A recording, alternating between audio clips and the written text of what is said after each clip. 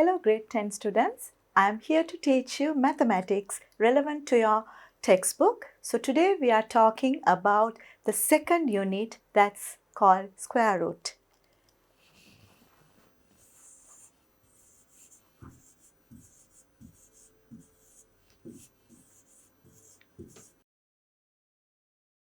So first thing we need to check what is a square of a number is. So when you take the number 1 squared, what is 1 squared means? 1 times 1. That means we multiply the number by itself. So what you get here? 1 times 1 is 1. What about this 2 squared means? 2 squared is 2 times 2. What you get? 4. What about 3 squared? 3 times 3. You get 9. 4 squared? 4 times 4. You get 16. Then we'll take another number, 5 squared. 5 times 5, you get 25. So what are these numbers? 1, 4, 9, 16, 25. We call these are perfect numbers. Perfect squares.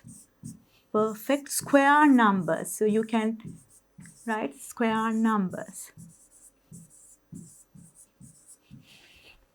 So first thing, so the meaning of square means we are multiplying the number by itself. Now we need to think about what is square root means.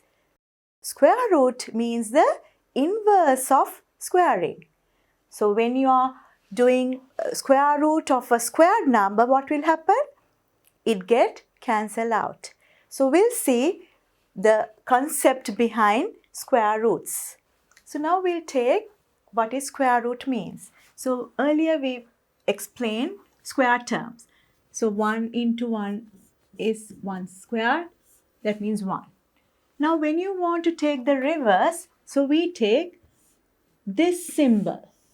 Have you seen this symbol? This is called the square root symbol. So when you take square root, what will happen? The square term disappears. So here 1 means 1 squared. So you get the reverse of this. We'll take another one. 2 times 2. You got the answer as 4. So now when you take the reverse of 4, we write like this. So we call this is square root of 4.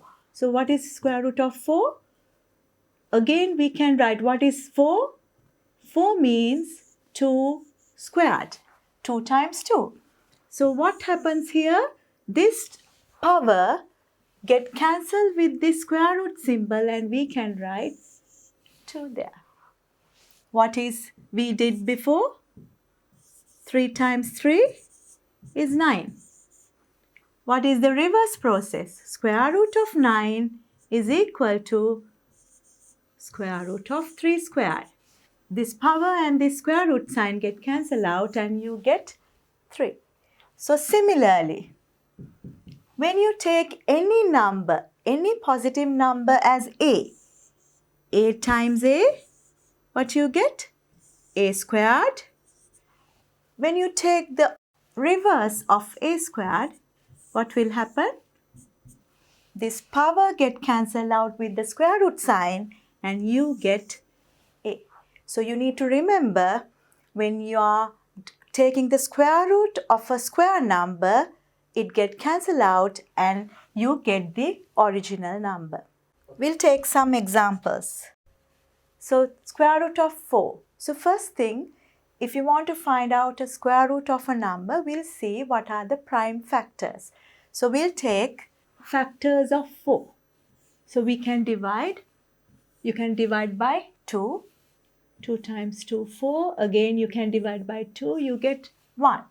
So what are the factors of 4? Prime factors. You can write 2 times 2. So again, you can write 2 squared.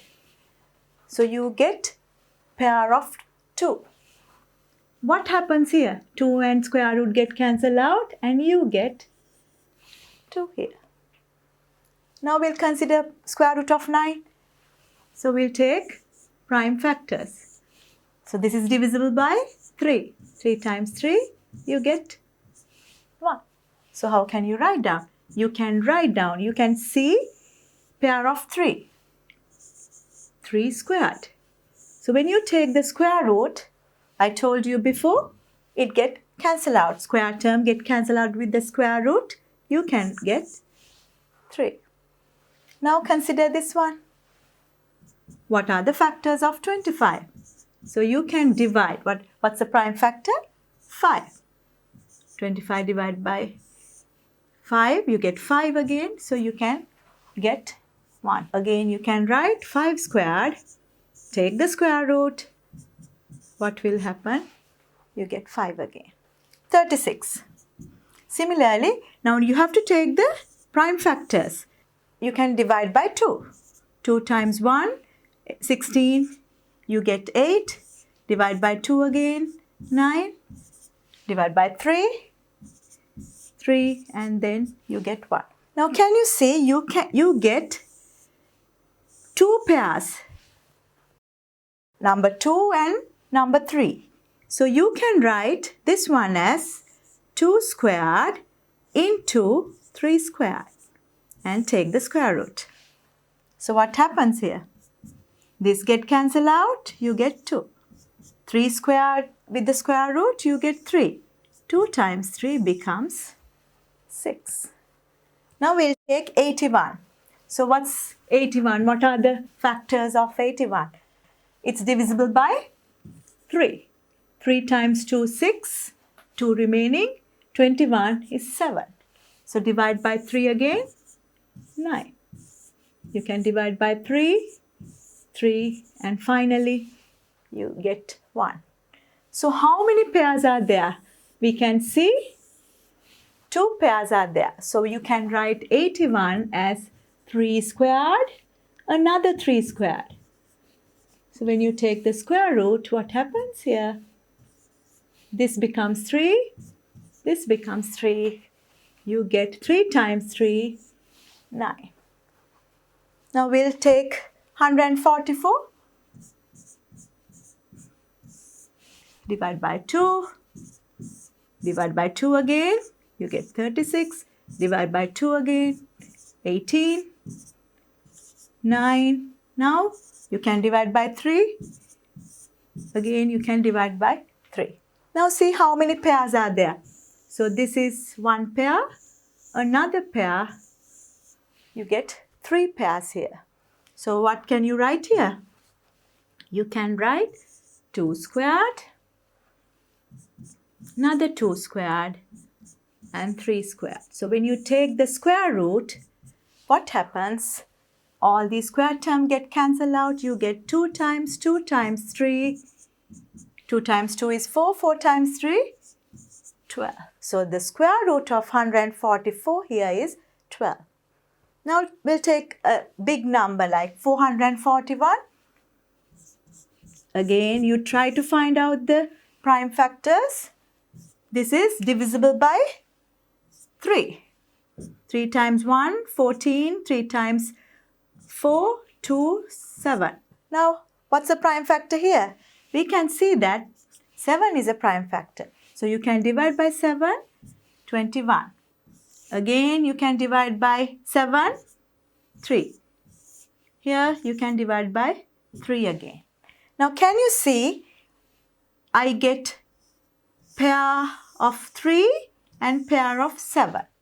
So what can you write? 3 squared and 7 squared. When you take the square root, you get 3 times 7. That's 21. So here we all discussed with the perfect square numbers. So you can apply this method to find out perfect square numbers. Now we'll consider number like 48. So we'll see what are the prime factors for 48. You can divide by 2, divide by 2 again, divide by 2, divide by 2, you get 3, and then 1. What happens here? You can pair up these two, you can pair up this two, but what happens? There are no pairs for 3. So that means this is not a perfect square. So we can't use this method to find out the square root. So what is the method we are going to do? In your textbook, there's a method called approximation method. So the name is approximation method.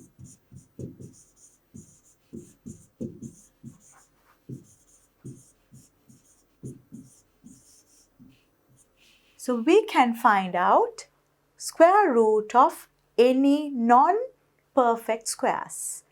So we'll see what are the terms, words you are getting in your textbook. So you will see in your textbook first approximation. So what is first approximation means?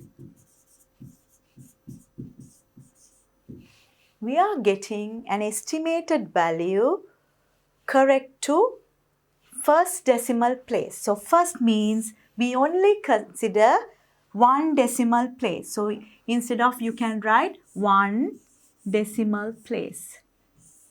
So for example, when you are taking the calculator, so if you get sometimes square root of 2 is 1.414, like that, keep on going. So now if it's first approximation means you only consider up to 1 decimal place.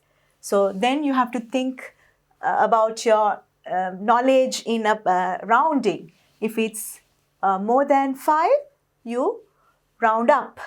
So that's how you take the first approximation. So we'll see now how to find out square roots using first approximation. Now we'll take certain numbers. Number 2. You have to find out the closest square numbers in between this. So what's the closest number? Now you know what are square numbers? 1, 4, 9, 16, like that. So here, what's the closest number? You can take 1 and you can take 4. So number 2 is in between 1 and 4. So you can write number 2 is in between 1 and 4. What about number 3? What are the closest square numbers? In between 1 and 4. What about 4? 4 is a square number, 5. Can you write 1? No, because 4 is closer than 1. So you can write 4 and what's the other number? 9. What about 6? What's the closest number? Can we take 4? Yes, this is 4. And what about? Same as before. This is in between 4 and 9. What about 15? What's the closest square number? 4 squared is 16. 3 squared is 9. So this should be in between 9 and 16. What about 27 like? What are the closest number? Square numbers? 5 times 5 is 25. So you can write in between 25 and 6 times 6, 36. So if you can find out the closest square numbers, we can find out the square root. So now I'll show you how to find out a square root using this method. Now we'll see how to find out the square root of 2. So here, first thing you need to identify what are the closest perfect numbers. So 1 squared is 1. So this should be in between 1 and what's the other number? 4. 4 is the other square root number. So here what happens? So the number you get, for the square root of 2 should be in between, square root of 1 is 1, square root of 4 is 2. So this number should in between 1 and 2.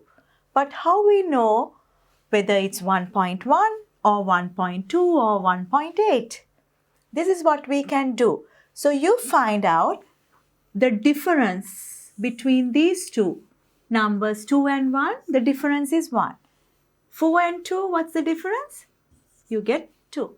Which one is closest? We can say this side is closest to root 2. So that means if we take the halfway, this is 1.5.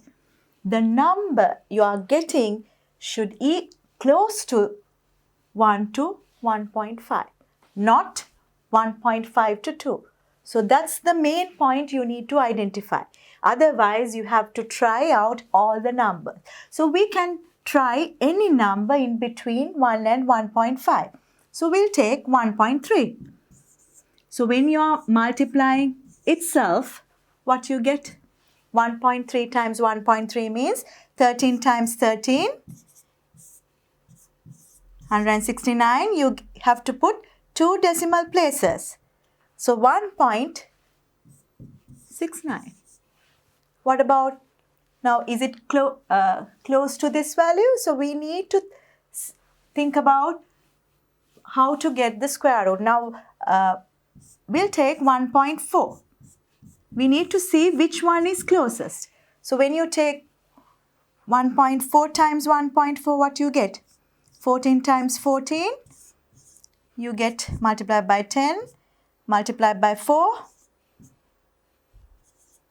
So you get 196. That means keep 2 decimal places, 1.96. Which value is closest to 2? We can see that. So when you take 2, the difference is very close. Do we need to check 1.5? No, because this is closer to this side means it should not in the middle. So we can say this is the closest value for square root 2. So what's the value? So square root of this one is 1.4. So if we are considering only 1 decimal place, so the square root of 2 is approximately, we use this symbol for approximation sign because this is not the exact value. So 1.4. So if you are using the calculator, the value becomes 1.414 something.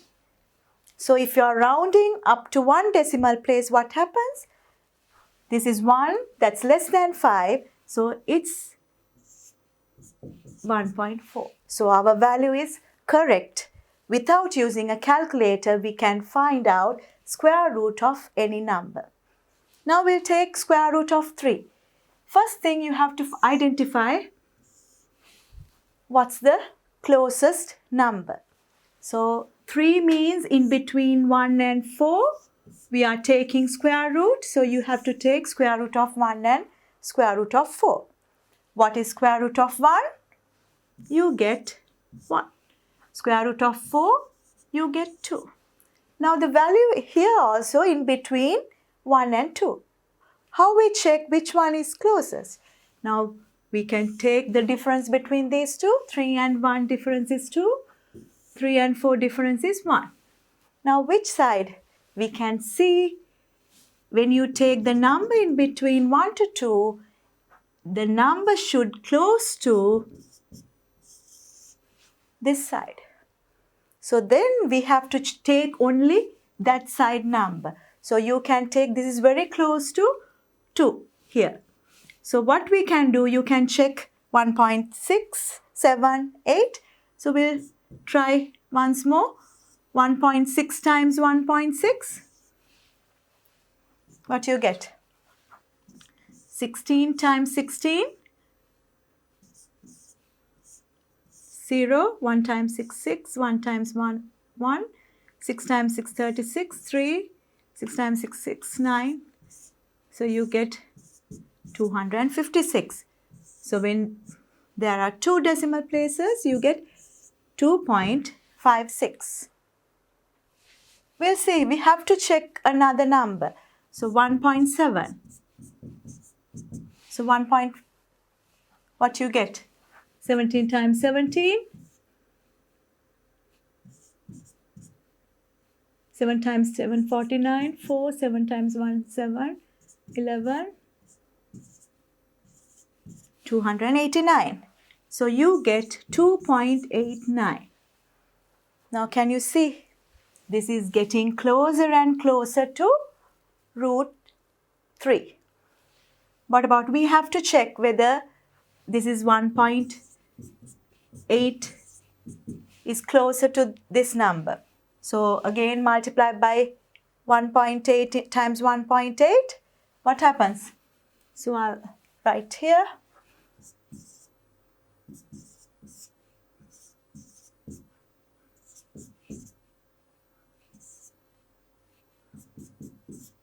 So what you get? 324. 3.24 because there are 2 decimal places. Now how we identify which one is the closest? You can see the difference. If this is 3, what's the difference between these two? You subtract, you get difference is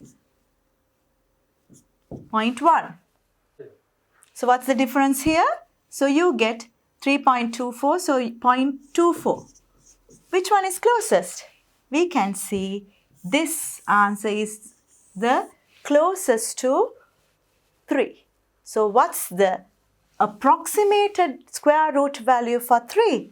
We can write square root of 3 is approximately equal to 1.7. This is correct to 1 decimal place.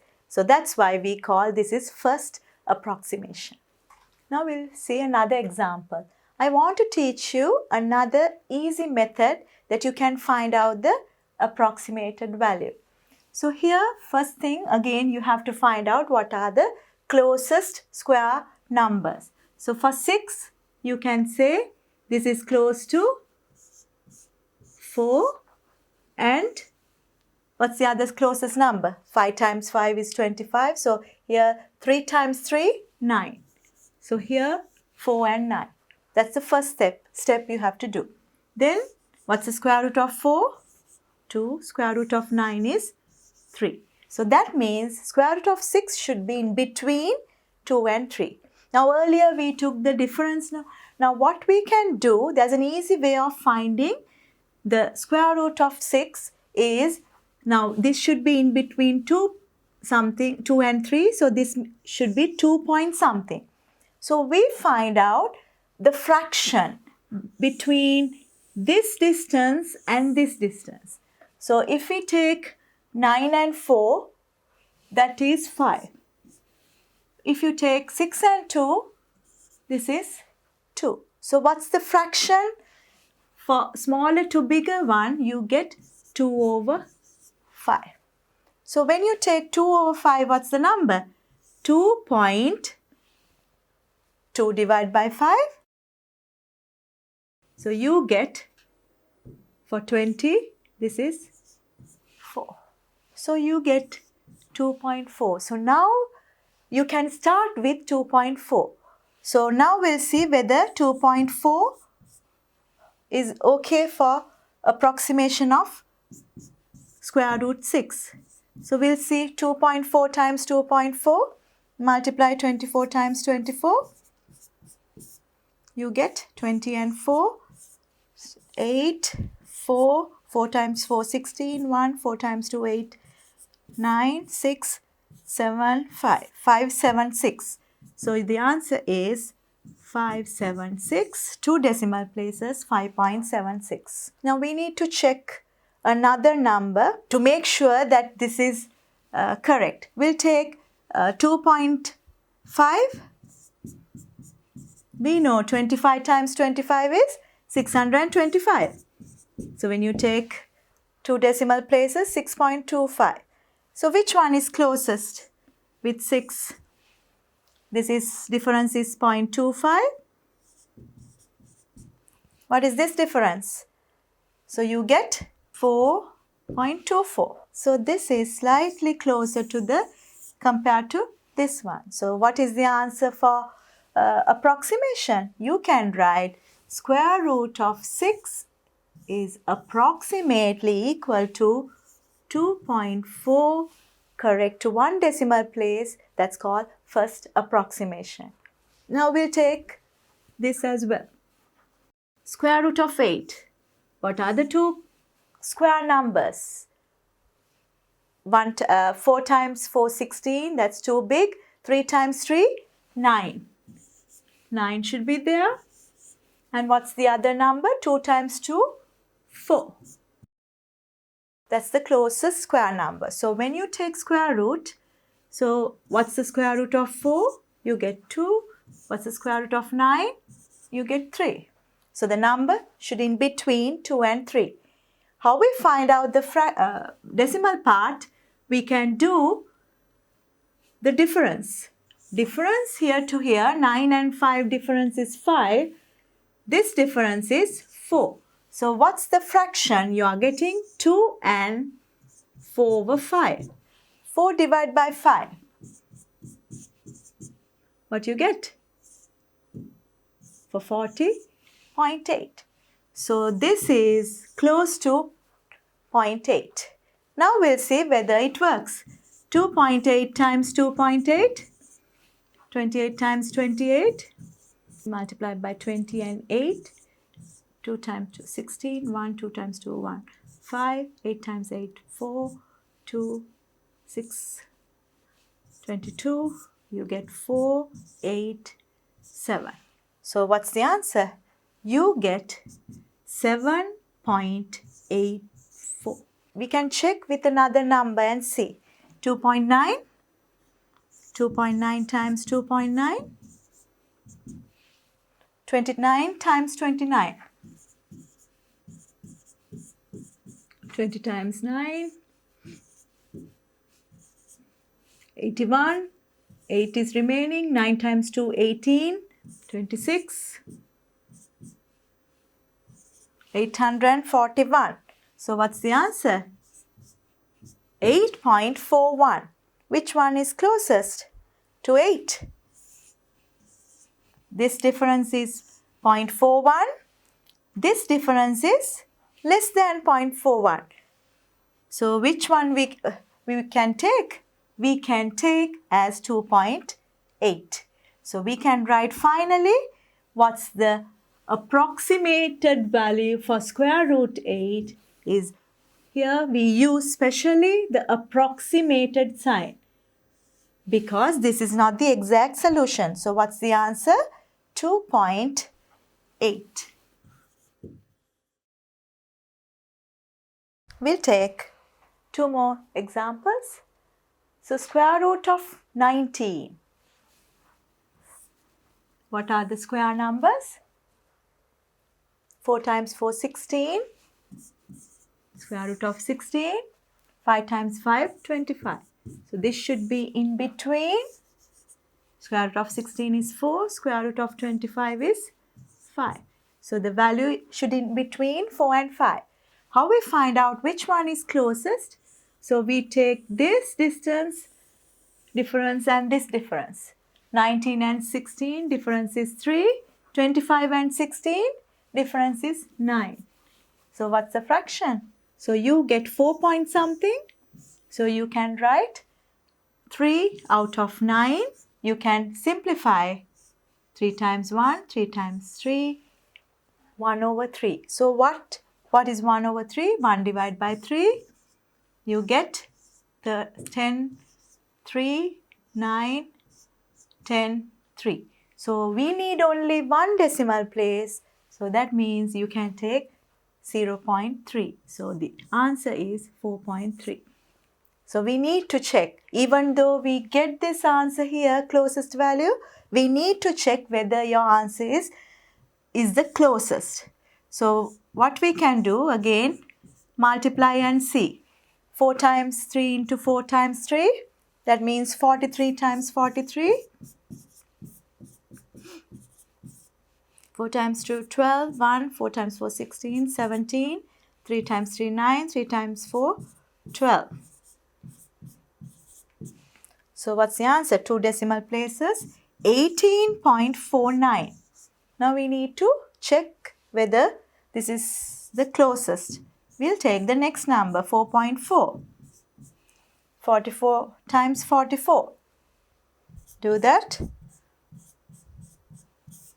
40 times 4, 16, 17, 4 times 4, 16 again, 17, 6, 13, 1, 9. 19.36. Which one is the closest to 19? This difference is 3, 6. When you subtract from 19, what is the difference here? 1, 5. So which one is closest? Now we can see 19.36 is the closest. So here we have to take 4.4. So what's the square root of 19? It is approximately equal to 4.4. We'll take another number. We'll take 30, not 3. So what's the, again, find the closest square numbers. So 5 times 5, 25. 6 times 6, 36. So you can take 25 and 36. So we are taking the square root. So you need to get the square root. What is square root of 25? 5. Square root of 36 is 6. So the number should in between 5 and 6. How we find out that? We take the difference here. Difference is 5. What's the number here? When you take this difference, that's 11. So here you can see this should be 5 over 11. So what's the decimal number we have to take? 5 divided by 11 for 54, 44. So correct to one decimal place, that's 5.4. So first we can take multiplication. What is 5.4 times 5.4? 54 times 54. So we can do 54 times 54. 54, 50, 27,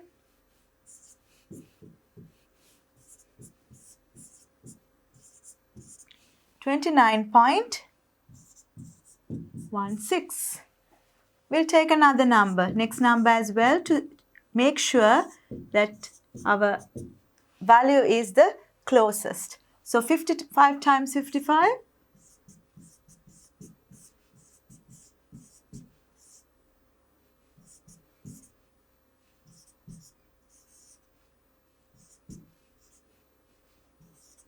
We can see 30.25. So what's the difference? Which one is the closest? When you take 30, this is 0.25 difference. What's this number? This is, when you take the difference, 0.84. So which one is the closest? We can see 5.5. So we can write what is the square root of 30 is approximately equal to 5.5. We'll take another big number, 118. So what are the two square numbers close to this one? 10 times 10, 100. 11 times 11, 121. So we can see it's in between 100 and 121. So we are taking the square root. So square root of 100 is 10. Square root of 121 is 11. So the number in between 10 and 11. How we find out the difference? This difference is 18. What is this difference? 21. So we can say this number should be 10 and 18 parts out of 21. We can simplify this. We can divide by 3. 3 times 6, 3 times 7. So what is 6 over 7? 6 divided by 7 for 60, 8, it's 56. So 0.8. So what's the number we can take first? 10.8. So we'll see whether it works.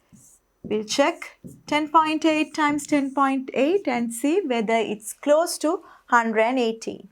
So what you do? Multiply by 108 times 108. That means 108. So you multiply by 1 and multiply by 8. Then how many decimal places? You have to keep 2 decimal places. So the answer is 116.64. We have to take another number and see. 10.9, 10.9. So that means 109 times 109. 100 times 9. Multiply by 100. Multiply by 9. What's the number? 118.81. So what's the difference? Now when you take with 118, this difference is 0.81. What is this difference? When you subtract 118, 116.64, you get a huge difference. So what's the closest value? 10.9. So you can write this is approximately equal to 10.9. Now we'll consider the examples in your textbook. That's page number 16. The first example say approximate root 17 to the first decimal place. So we'll see how we can do. So root 17 is in between. What are the square numbers? Root 16 and 5 times 5, 25. What's root 16? That's 4. Root 25, that's 5. So the number should in between 4 and 5. So what's the shortest way of finding the decimal point? We take the difference. We take the difference here. So this is 25 minus 16 is 9. So what's the fraction you are getting? 4, 1 out of 9. So what is 1 out of 9 means? 1 over 9. So we can take 1 divided by 9. So here for 10 that's 1. This is 0.1. So we can check with 4.1. So what is 4.1 times 4.1? We'll multiply. 41 times 41.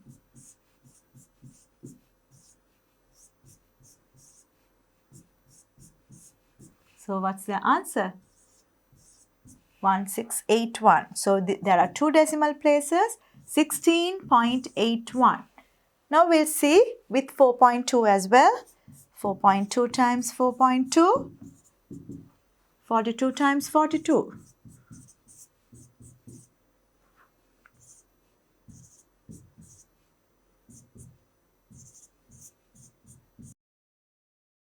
(1764). That means 17.64. Which one is the closest? For 16, we'll take 17. What's the difference between 17 and 60.81? You get 9.19. Here, what's the difference? 0.64. Which one is the closest from this? So we can see 4.1 is the closest value to this one. So what is root 17 is 4 approximately equal to 4.1.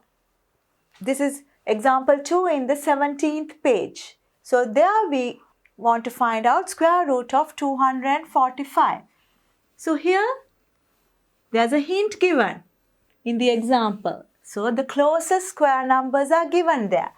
So 245, what are the closest numbers? 225 and 256. So when you take the square root, what is the square root of that? Is 15. Square root of 256 is 16. So the number should in between 15 and 16. how we find out the decimal point? So we take the difference here. What's the difference here? 20. What's the difference here? 56 minus 25, 31. So you can get the fraction as 15, 20 over 31. So how we find out the decimal point? 20 divided by 31. There's no 31s there. So take 200. 8, it's too big. 7 is also, so 6. 6 times 1 is 6. 6 times 3, 18. So what's the difference? 14. So you get 0.6 correct to 1 decimal place. So the answer is 15.6. Now we'll check 15.6 with 15.6. What's the answer? So multiply 156 times 156. You have to multiply by 100, 50 and 6. So when you multiply by 100, you get 156. Multiply by 50. 5 times 6 is 30. 3 remaining. 5 times 5, 25. 28. 2 remaining. 5 times 1, 5. Plus 2, 7. Now we have to multiply by 6. 6 times 6, 36. 3 remaining. 6 times 5, 30. 33. 3 remaining.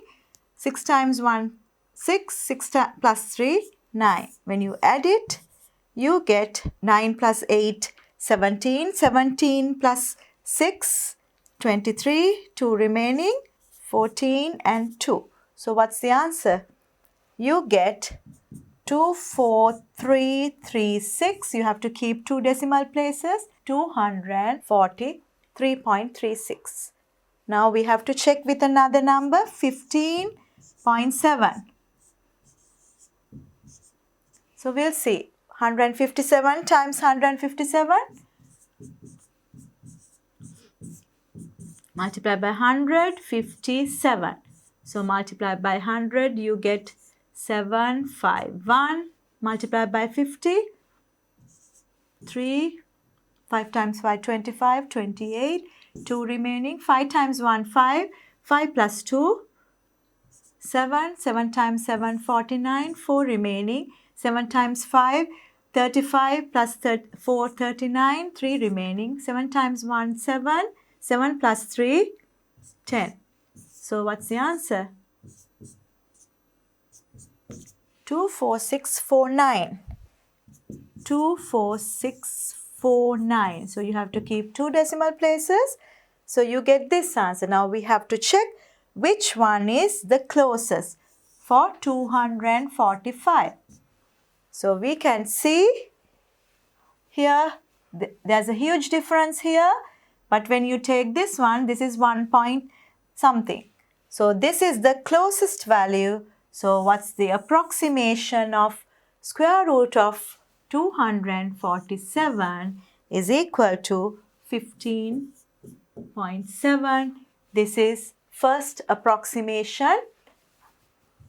That means 1 correct to 1 decimal place. Now we'll look at exercises in your textbook, that's in page number 17. So the first question, it says find the first approximation of these following. So the first number you have given root 5.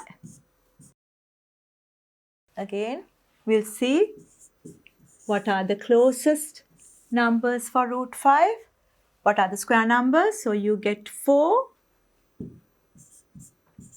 and 9. Then we know square root of 4 is 2. Square root of 9 is 3. So the number should be between 2 and 3. So how we find out the fraction? So here we take the short method. Difference between these two and difference between these two. 9 and 5 difference is 5. So the fraction should be 1 over 5. So what is 1 divided by 5? You get 0.2.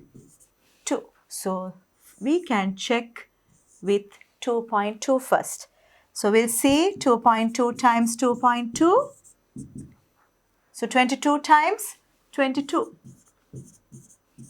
20 times 2, multiply by 20, multiply by 2.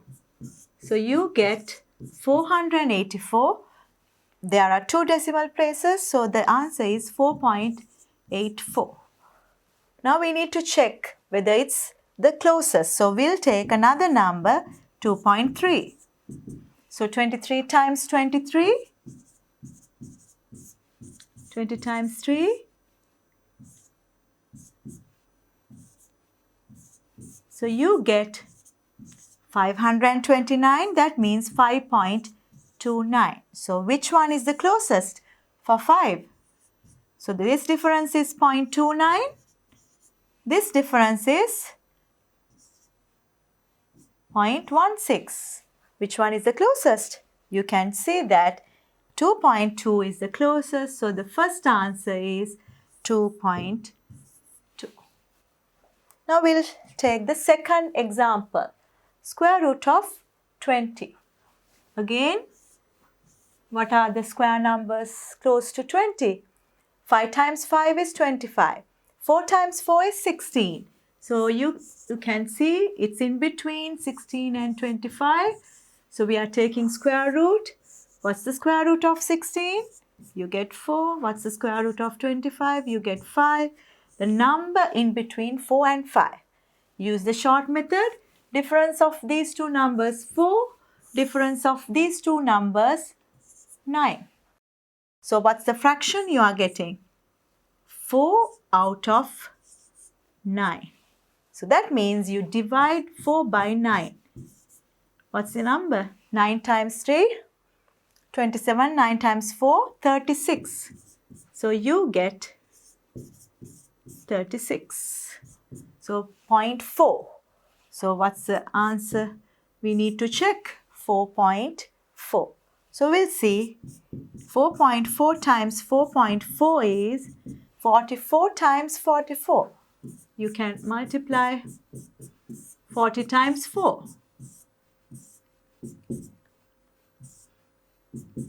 So you get 1936, 2 decimal places, 19.36.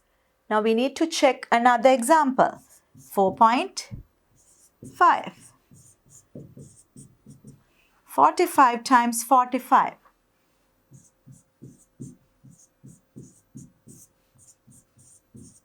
Multiply 4 times 4, 20. So here multiply by 40, 0, 2, 18. 5 times 5, 25, 2. So you get 25. So what's the answer? 20.25. So this is, we need to check with 20. So what's the difference here? This difference is 0.25. What is this difference? 0.64. So which one is the closest? We can see that 4.5 is the closest. So we can write correct 1 decimal place. The approximation, first approximation is equal to 4.5. Third exercise. Root 67. Again, we need to find out what are the closest square numbers. So 6 times 6, 36. So we need a bigger number. 8 times 8, 64. We can see 64 is less than 67. So we need to take 64. 7 times 7, 49. So this is 8. So this number should be 9, 81. So again, what is square root of 64? 8. Square root of 81 is 9. So this should be in between this. How we find out the difference? Take this difference, you get 3. What's this difference? 81 subtract 64. 17. So you get this difference 17. So what's the fraction you get?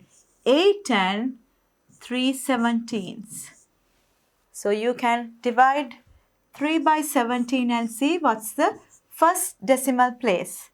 So for 30, how many 17s are there? So how many 17s for 30? We can see that's 1. So when you subtract, you get 13. So here we need to check with 8.1. So we'll check 8.1 times 8.1. What's the answer? 81 times 81.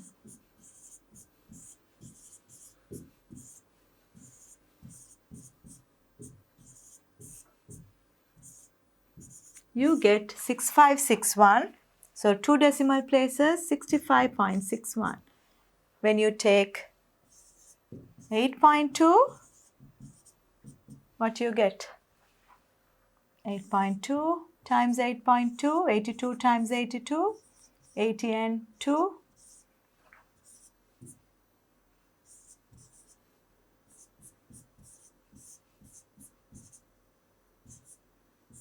6724. That means 2 decimal places, 67.24. Which one is very close to this one? So we'll check with 67. This difference is 0.24. What is this difference? You get 0.39. So we can see 8.2 is the answer for this question. Exercise number 4. 115. So again, we have to check what are the closest numbers, perfect numbers. So here we can say 10 times 10, 100, 11 times 11, 121. So this is in between 100 and 121. So that means definitely this number should be in between 10 and 11. So how we find out the decimal point? So you take this difference, you get 15. What is this difference? You get 21. So as a fraction, you get 10 and 15 over 21. Here we can simplify further. 5 times 3. No, 3 times 5. This is divisible by 3. 3 times 5, 3 times 7. 5 divided by 7. What's the decimal? For 50, that's 7. So we need to check with 10.7. So what we do, you multiply the number by itself. 10.7 times 10.7. That means 107 times 107. 100 times 7. Multiply by 100. Multiply by 7. And add it, you get 11449. How many decimal places? 2. So 140.49. When you take 10.8 times 10.8, so you can multiply by 108 times 108. Multiply by 100. Multiply by 8. You get, this is 1, you get 116.64. Which one is closest to 115? So take the difference. So here 115, subtract this one, you get 0.51 for this one. What is this difference? When you subtract 115 from this, you get 1.64. So what is the closest answer? You get 10.7. So the answer for this one is 10.7, correct to 1 decimal place or first approximation. Now we'll move to the next question. Now you get a bigger number. How we find out the closest square numbers? Now a little bit harder than previous questions. Now we have 4 digits. But we know 3 times, when you multiply by 30 20s, we know 3 times 3 is 9, 2 times 2 is 4. So this is, we can say, close to 900. So because of this, we can say the closest number, 30 times 30 is what? You get 900. 40 times, then when you take 35 or something, 35 times 35, that should be bigger than 1000. Now how we decide which number we should take? Now here, this is what we can do. So we can see the number should be close to 1000, but we have to look at which number. Now 31, you can try 32, 33, like that. Now we can do something like that. So if we take 31 times 31, what you get? So here 900 and 1 times 31. So you get 900 plus 31. 30 times 30 is 900 and 1 times 31 is 31. So you get 931. But the 1070 is more than that. So we'll try 33 then. 33 times 33. What happens? 3 and 30 and 3. 1089. Now can you see? This should be 1089. What is this number then? Is it this one? It's very close. So we have to try out. We'll try out then 32. 32 is the other possibility.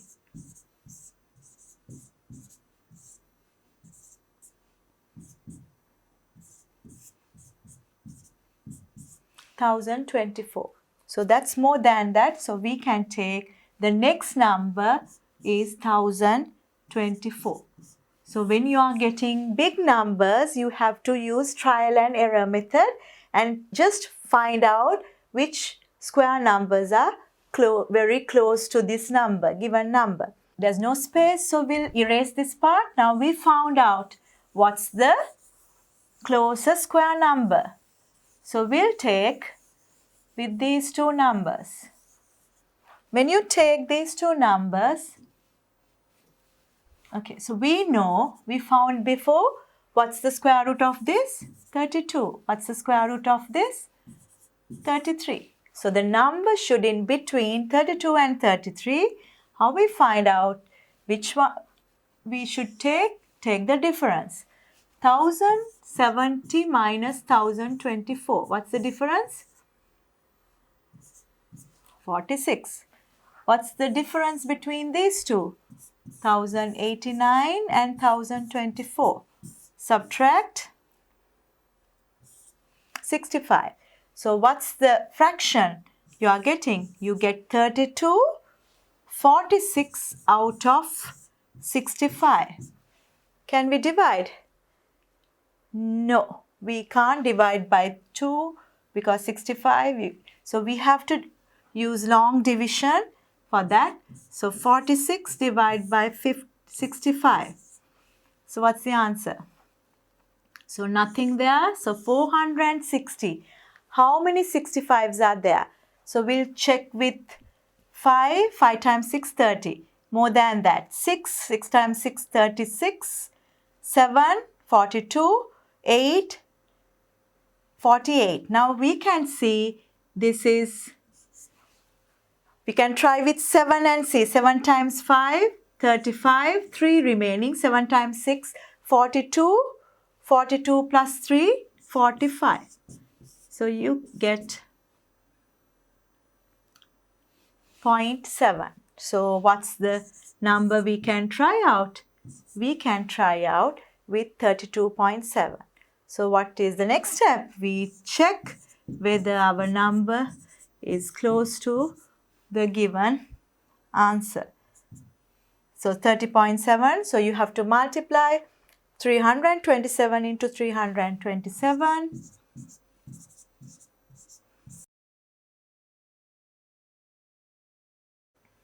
So we'll multiply by 300. So you get 2, 8, 9. We multiply by 20. 5, 6. Multiply by 7. 7.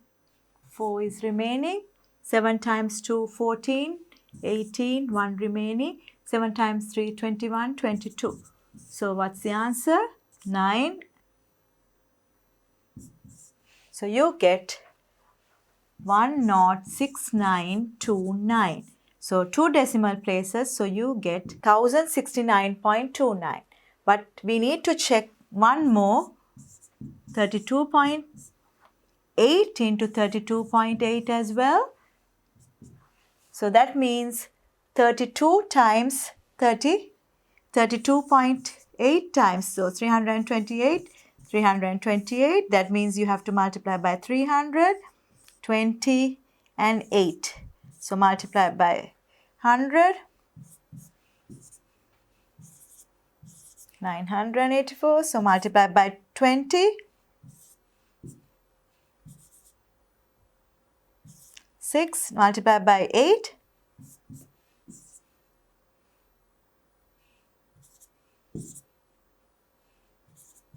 'So what's the answer? 4, 8, 5. So 1075.84. Now we need to check which one is the closest. When you take the difference with 1070, so what's the difference here? So you can do the subtraction. So we'll do it here. Somewhere here we'll do 1070 subtract 1069.29. So we can see 0.71. So this difference is 0.71. What is this difference? You subtract 1070 from there, you get 5.84. So which one is closest? We can see this answer is the closest one. So we can say this is approximate to 32.7. There's another method called division method to find out square roots.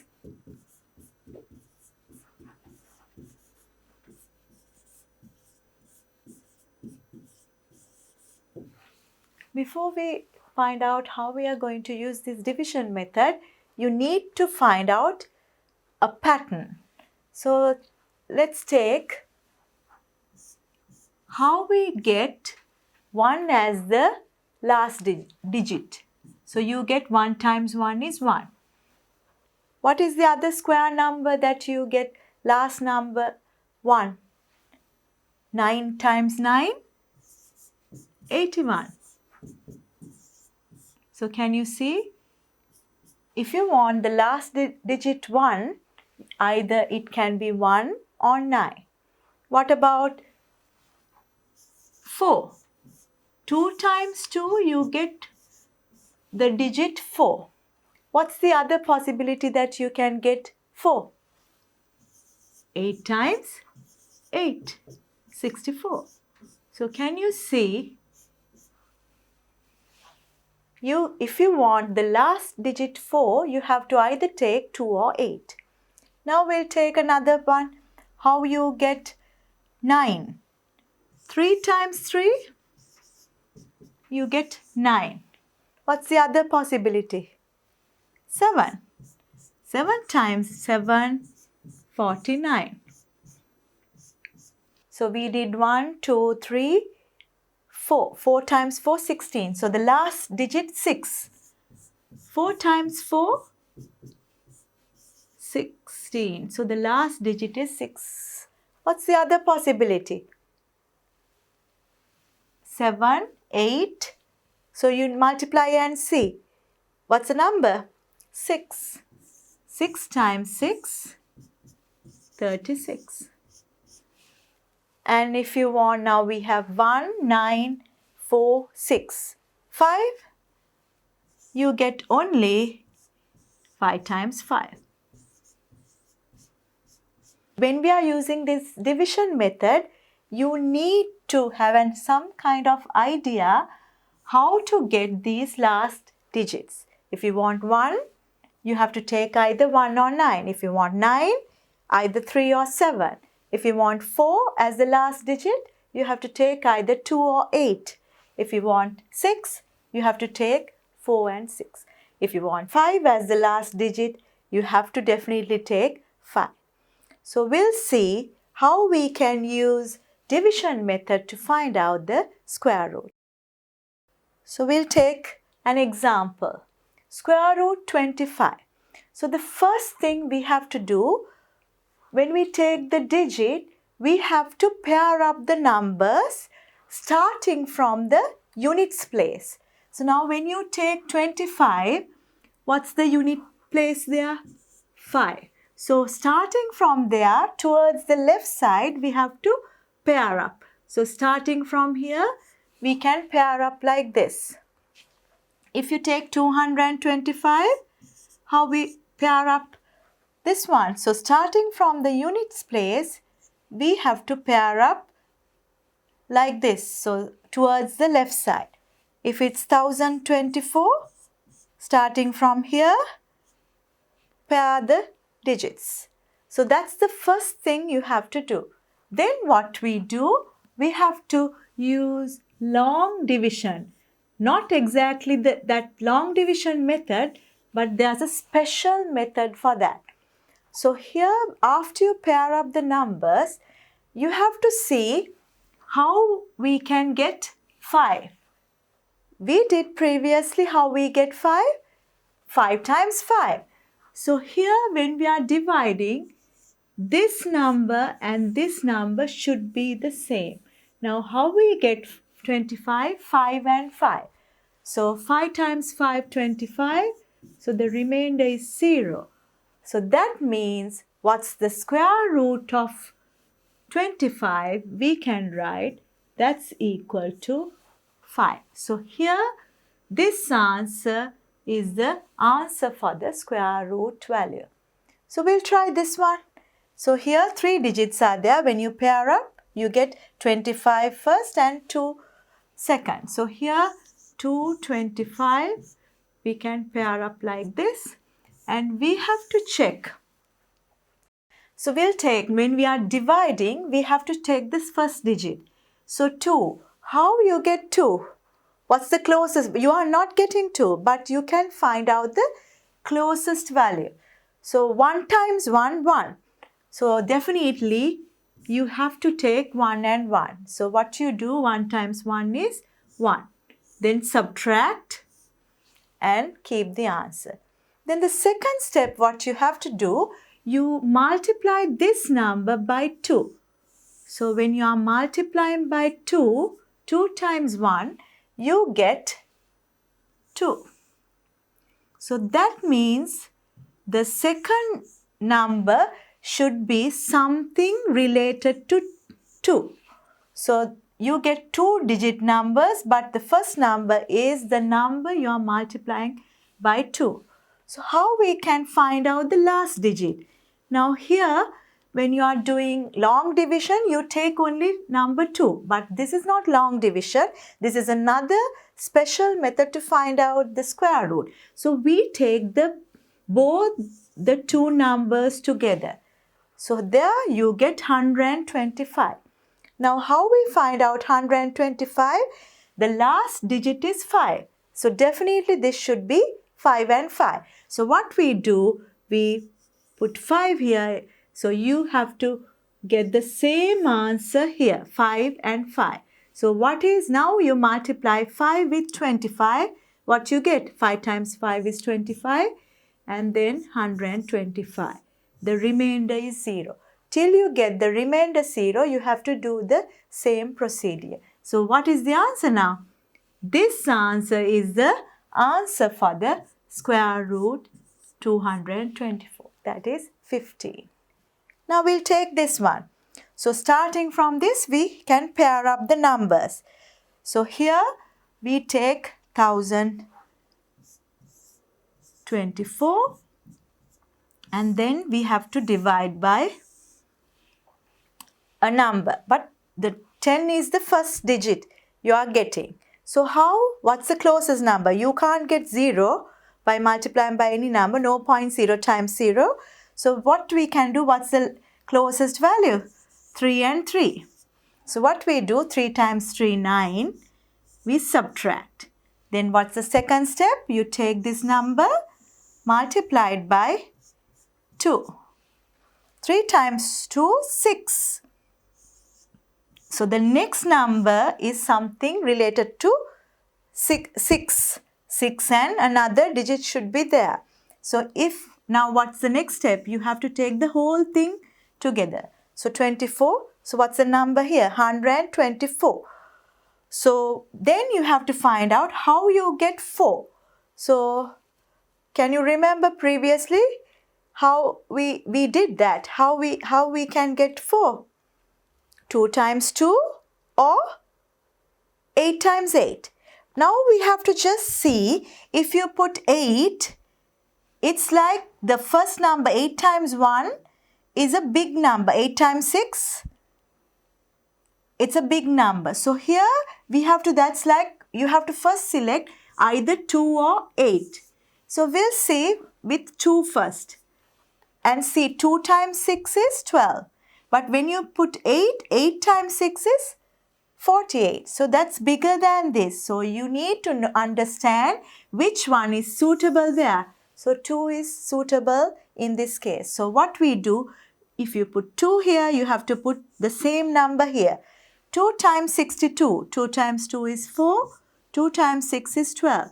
So when you subtract, you get 0. So what's the square root of 1024 is equal to 32. So here we can write this answer is 32. Now we'll take some more examples. Okay, so we'll take a decimal number now. So again, what's the procedure? When you take numbers like this, here what we do, when you take decimal, you have to start from the decimal place and here towards to the left side you have to pair up separately. Towards to the right you have to pair up again for the decimal places. So what we do, you can write 5329 from here. This is 2 digits. Here this is 2 digits. So what you do, you can write again 5329. Now the decimal place is here. You have to keep that. Then what we can do? So we have to see how you get 53. Now we can't get 3 as the last digit. So what's the closest number we can get? So 6 times 6, 36. 7 times 7, 49. So we can see 7 is the closest value you can get for 53. 7 times 7 is 49. Then you subtract, you get 4. Then you have to take both these 2 digits together. But what's the number here? You multiply it by 2. 2 times 7 is 14. So that means you are getting 3-digit number here, 140 something. But we need to identify how we can get 499. So last digit is 9. What are the numbers you can apply for last digit 9? 3 times 3 or what's the other number? 7 times 7, 49. So 7 times 7. But check and see, if you put 3 here, you have to put 3 here. Then see, this is multiplied by 3. So this is first digit multiplied by 3 and see. 3 times 1 is 3. But when you multiply by 7, what happens? This becomes 7. That's more than 429. That means 3 is the suitable number. So we'll multiply by 3. 3 times 3 is 9. 3 times 4 is 12. 1 remaining and 429. So you are getting what's the square root of this number. But here, when you are doing this number, make sure that you put the decimal place in the correct place. So here, after these two numbers, you get the decimal. So the approximation for this answer is not approximation here. Why this is not approximation? You are exactly, this is divisible and you are getting 0 for the answer. That means this is exactly 7.3. Now we'll look at this number, 40.96. Again, we pair up the two numbers. So decimal place is there. So you pair up the numbers and divide. How we get 40? So the first pair is 40. 6 times 6, 36. 7 times 7, 49. So that means definitely you should write 6 times 6. 6 times 6 is 36. What's the remaining part? 4. Then you have to take both these two digits at once. Now what's the second step? You multiply this number. Whatever you get it here, you multiply by 2. 2 times 6 is 12. So that means this should be 120 something. How we identify what's a digit? How you get 6 as the last digit. What are the numbers you can get? 4 times 4 is 16. You get last digit as 16. What's the other number? How you get 6? So you can 6 times 6, 36. Now we need to decide which number you have to put it here. Either 4 or 6. So when you are multiplying by 6, if you put 6 here, 6 times 1, try with the first digit. 6 times 1 is 6. This is more than 496. So that means the suitable one is 4. So you can here put the decimal place and here you have to put 4. 4, if you put 4 here, you have to put the same number here. 4 times 4, 16, 1 remaining, 4 times 2, 8, 9, 4 times 4, 4. 4 times 1, 4. So the remainder is 0. So what's the answer for this one? Square root of this is exactly 6.4. Now we'll see another example. Now the decimal, after the decimal place, you get 4 digits. Same procedure, we can divide into pairs starting from the decimal place. So 37 is one pair, 29 is another pair. So before the decimal place, 22 is another pair. So what we do when we are dividing by this number, we have to start with the left side number, 22. How we get 22? So 4 times 4, 16, 5 times 5, 25. So the value here should be 4. 4 times 4, 16. What's the remainder? 6. So what the next step? You multiply by 2. 4 times 2, 8. The next number should be something 80. So here we have to take these two at once, 637.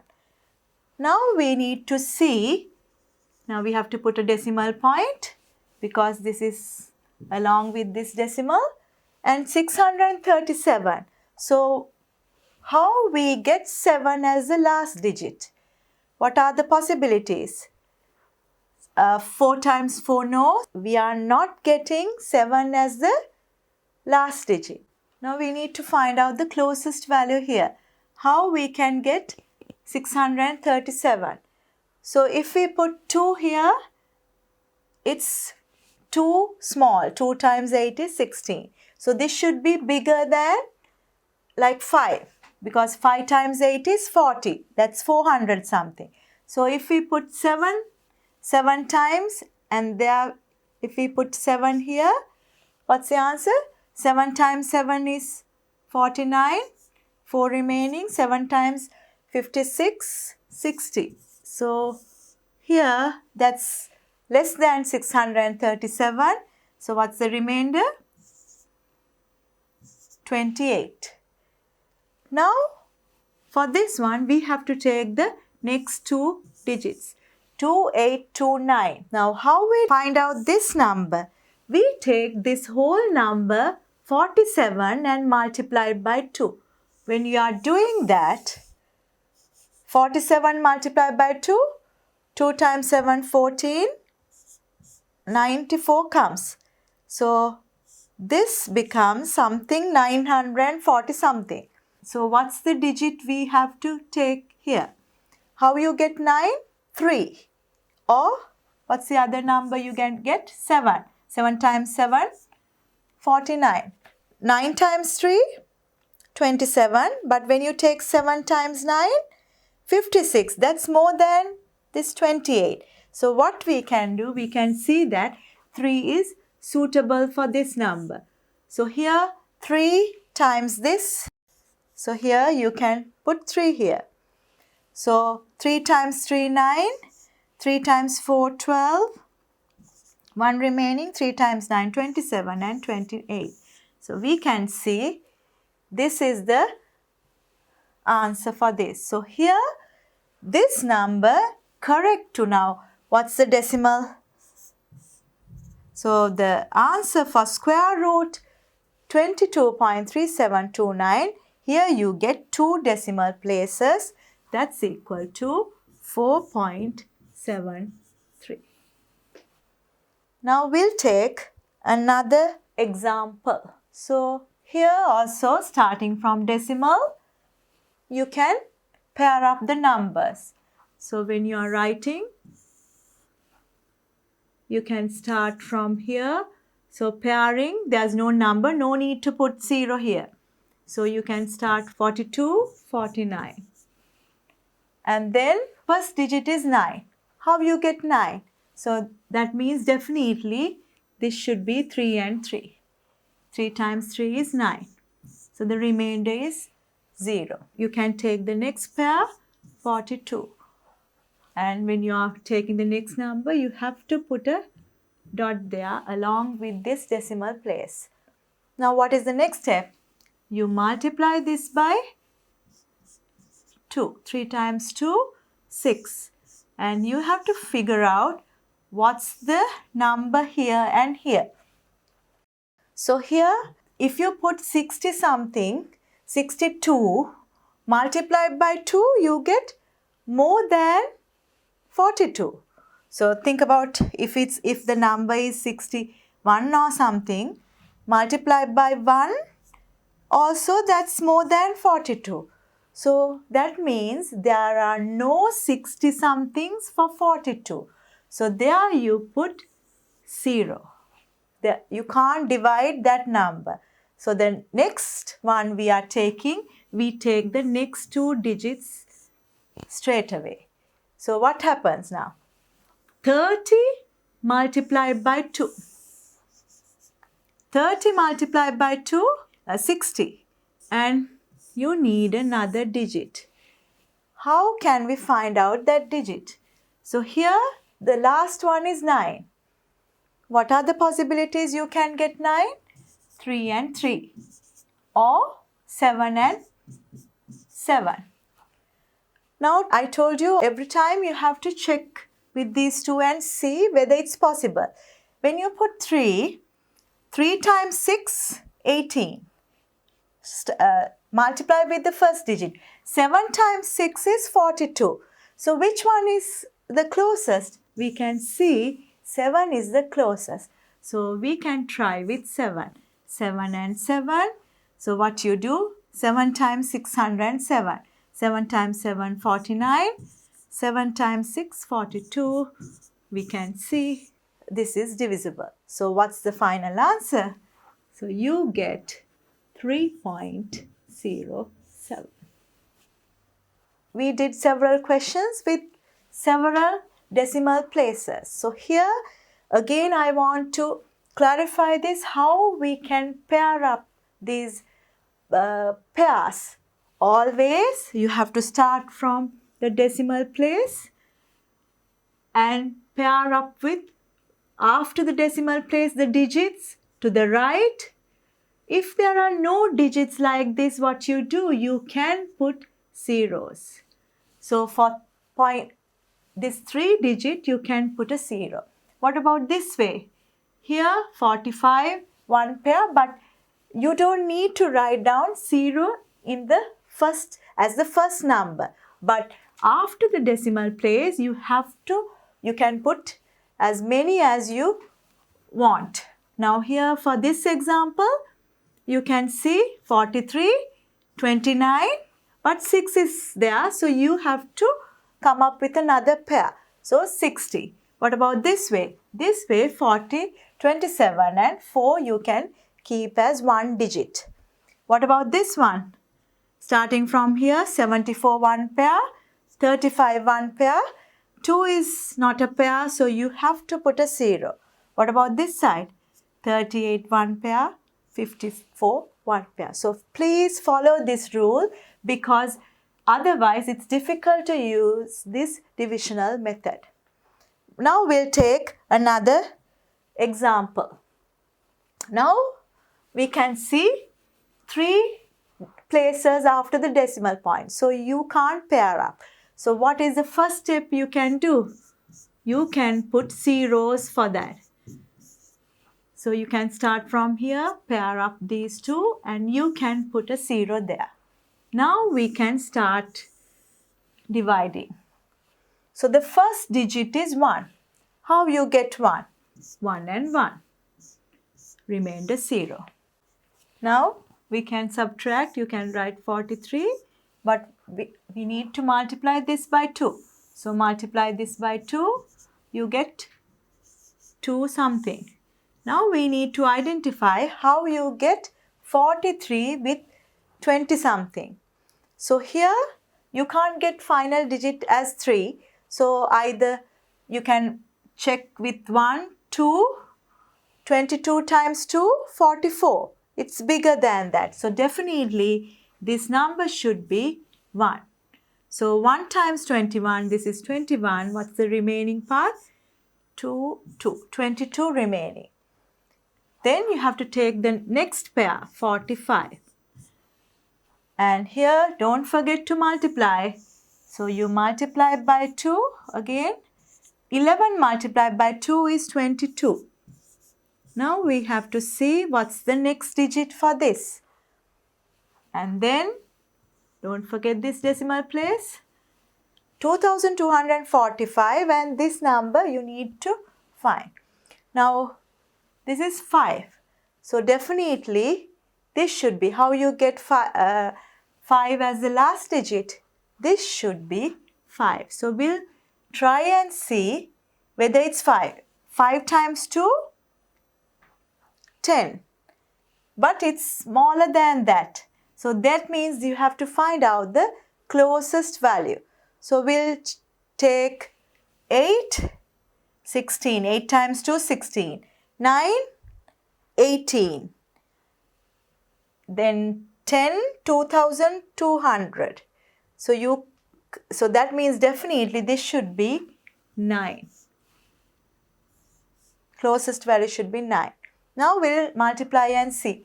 9 times 9, 81. 8 remaining. 9 times 2, 18. 18 plus 18. 18 plus 8, 26. 2 remaining. 9 times 2, 18, 20. So what's the remainder here? So we'll subtract 5 and 4 for 14. So you can subtract, can't subtract 8. So this is 1. So 184. Now what we do next? You take the next 2 digits. So 60. Now you get 119 now. You need to multiply it by 2 again. I'll erase this part. So you need to multiply by 2. 119 multiplied by 2. So what's the value? 238. So that means your number is 238 and you are getting something here. So we need to identify what's the number you have to put. Now last digit is 0. But 18,000 multiplied by 8, you get 8 times 2, 16. Multiplied by 9, 9 times 2, 18. So that's more than that. So that should be definitely something related to with 8. So if you put 8 here, this should be 8. Now we need to multiply 2388 by 8. 64, 70, 31, 9. So the number you are getting is 19. So that's more than that. So that means you can't take 8 as the digit. So what we can do? So here best thing is to just use your pencil to find out whether this number is bigger than that. So we can erase this number. So 8 is bigger than that. So we'll try with 7. What happens here? So when you multiply by 7, I'll erase this one again because I don't want now 8. There, so we'll take 2387 multiplied by 7. 4, 60, 27, 16. Now this is smaller than that. That means you have to take that one. So 16709. Still you are not getting 0. That means you have to proceed with several zeros. Now here what's the remainder? 10 minus 9, 1, 5. So 14 minus 7, 7. So 1751. Now here we did this number up to 2 decimal places. In your grade 10 work, it's enough to find out the answer correct to 2 decimal places. So here this is not exactly divisible. So we can write down the answer is approximately 11.97 correct to 2 decimal places. So we'll take another example. Okay, so here 741.47. What's the first step? Pair up the numbers starting from the decimal point. So here this is the decimal, pair up from this side. Here you have to pair up like this. And then what you do? The first digit is 7. 7 you can't get by a square number. So what's the closest number? 2 times 2, 4. 3 times 3, 9. So this should be definitely 2 times 2. 2 times 2 is 4. Remaining part is 3. Now we have to take the next 2 digits, 41. So for 341, you have to find out the number. But before that, you need to multiply this by 2. So 2 times 2, 4. Something related to 40s. So how we get 1 there? So we know if we multiply by 1, 1 times 1 or 9 times 1 times or 9. But we have to check whether it's less than 341. So if we take 9, 9 times 4, 36. It's too big. 8 times 4, 32. So shall we, but when you multiply by 8, it will be bigger than that. So we'll try with 5. So we'll see 45 times 5. 5 times 5, 25. 5 times 4, 20, 22. That's too small. 47 times 7. 49. 7 times 4, 28. 28, 32. And we'll see 48 as well.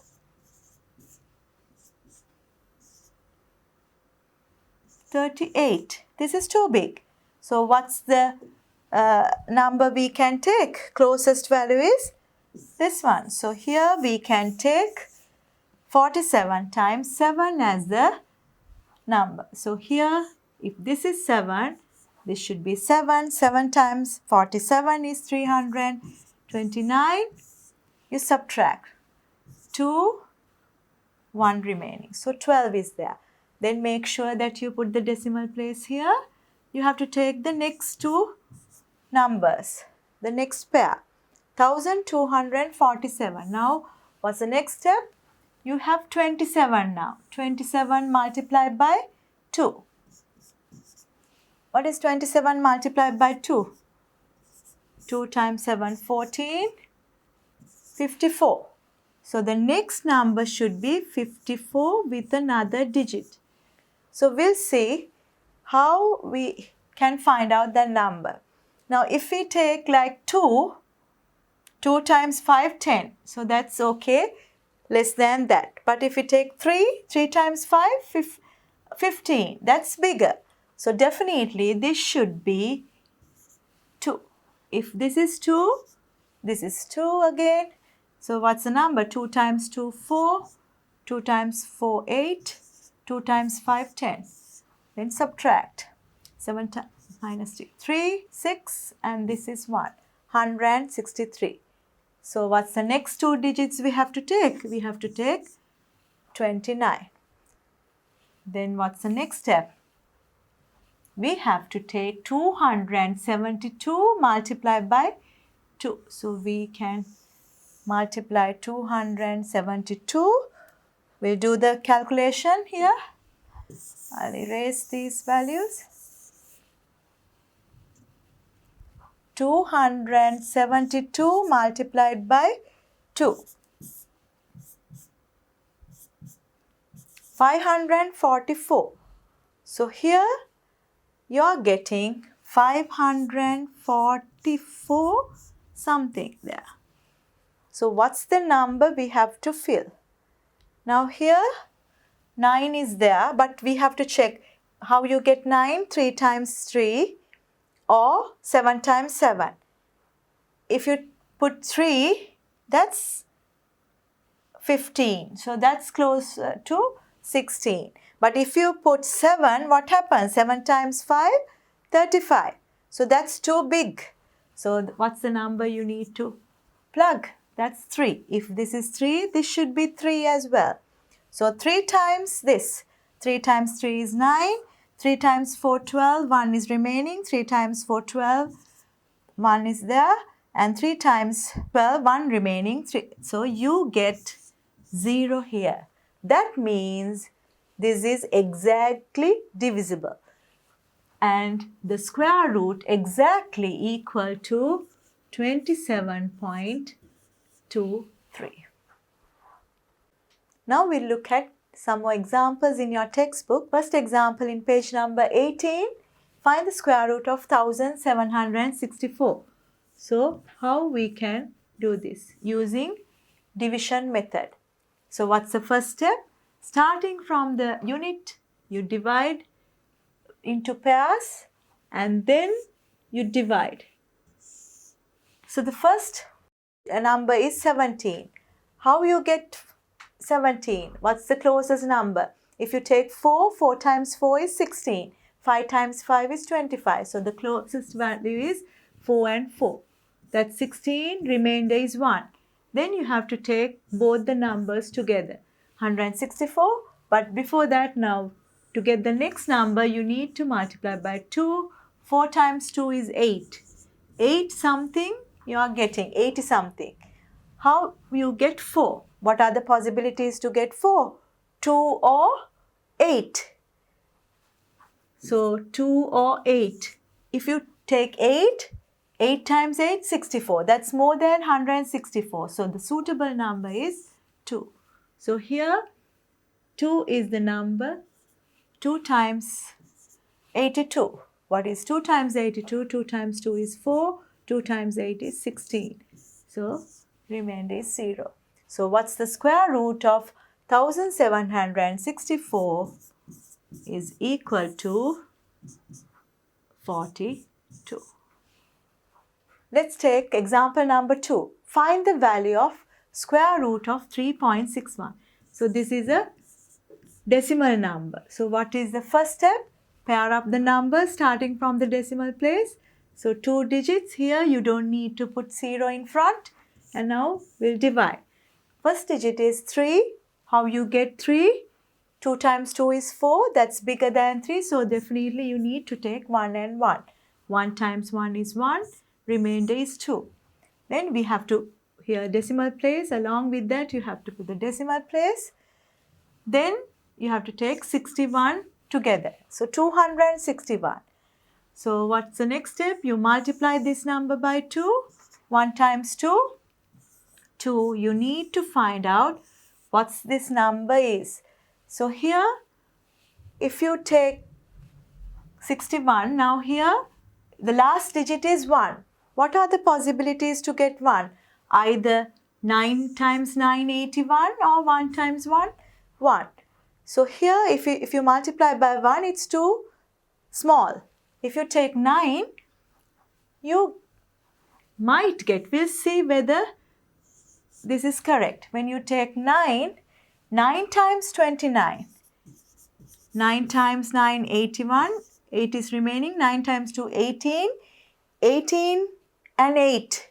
What is 18 and 8? 26. So you are getting 261. So the remainder is 0. So what's the square root of 3.61? That's equal to 1.9.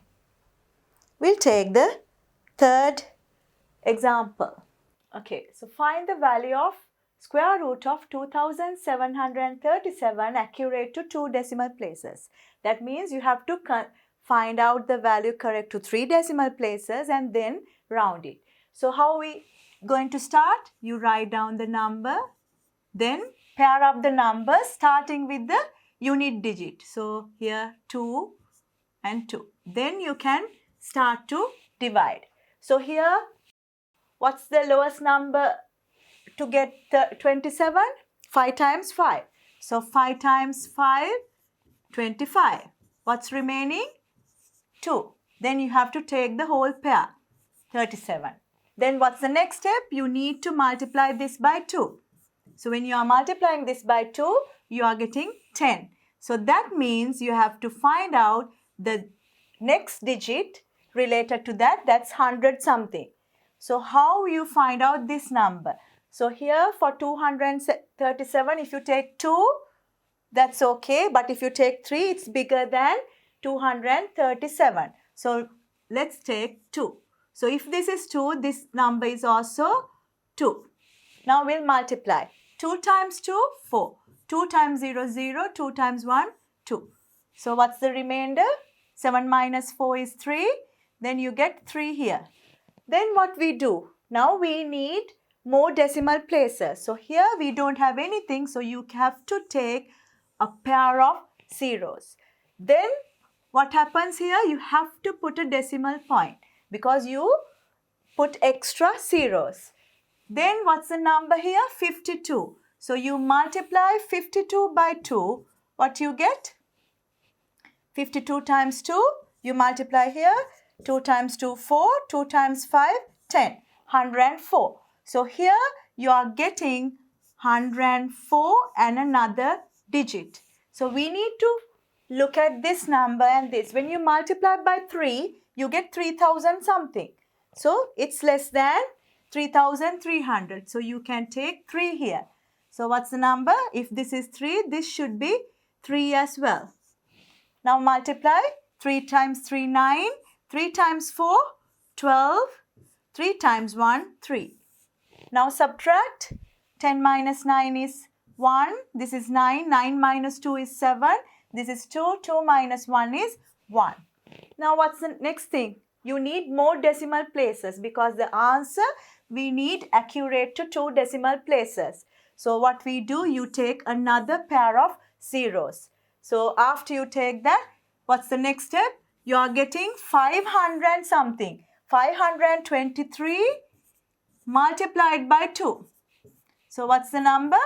When you multiply by 2, 2 times 3, 6. 2 times 2, 4. 2 times 5, 10. 1046. So the next number should be 1046 with another digit. So how we can find out that? So when you look at the first digit and see 1, 2, 3, 4, 5 digits here, 1, 2, 3, 4, 5. So that means if you take 2, this is more than 17,100. So here what we can do, we can put 1.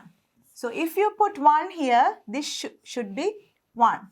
So if this is 1, what's the answer? 10,461. Subtract this number, you get 9 minus 1, 8. This is 9. 9 minus 6 is 3. This is 0. 10 minus 4 is 6. So this becomes 6. So 6,638. We need one more decimal place. So take another pair of zeros and then see what's the number you are getting here. So here again multiply this by 2. So what you get? 5,231 multiplied by 2. 2 times 1 is 2. 2 times 3 is 6. 2 times 2, 4. 2 times 5, 10. So you are getting a number related to this 10, 4, 6, 2 and another digit here. So we need to think about how you get 663,800. So here if you put 5 like, what you get? So this is 50,000. If you put 6, 60,000. 7, it's more than this. So the number should be less than that. So we'll try with 6. 6 times 6, 36, 3 remaining. 6 times 2, 12. 12 plus 3, 15, 1 remaining. 6 times 6, 36. 36 plus 1, 37, 3 remaining. 6 times 4, 24. 24 plus 3, 27, 2 remaining. Then here you get 2 here. 6 times 1 is 6. So you are getting this number. Here you don't need to subtract. We can see this is less than that. But anyway, we'll find it. 10 minus 6 is 4. This is 9 minus 4. 9 minus 5 is 4. 7 minus 7, 0. 13 minus 7 is 6. And you get here 5. 5 minus 2 is 3. So you are getting less than that. So here, now we got 3 decimal places. So when you want to round it to 2 decimal places, what you get? So the next digit is more than 5. So you need to add 1 to the previous number. So here, what's the square root of 2,737? We can write approximately equal to 52.32. Now we'll move to the next example.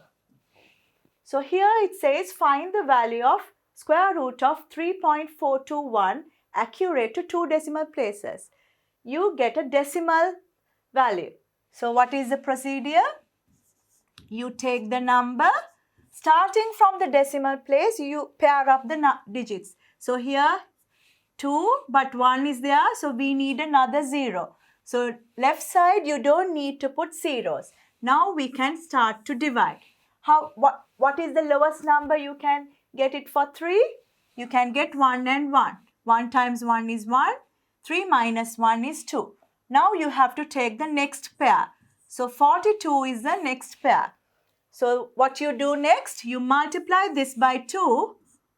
2 times 1 is 2. That means you are getting 20 something. So how you find out the other digit?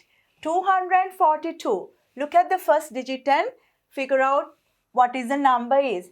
If you put 8, 8 times 2, 16. 9 times 2, 18. So here we'll check with 8. So 27, then multiply by 7. 7 times 7, 49. 4 remaining. 7 times 2, 14. Plus 4, 18. So that's less than 242. If you take 28, 28 times 8. 8 times 8, 64. 6 remaining. 8 times 2, 16. 16 plus 2 is 22. So you are getting 224. What do you think about 9? So if it's 9, what happens? 9 times 9, 81. 8. 9 times 2, 18. 18 plus 8 is 261. This is more than 242. So we can take 8.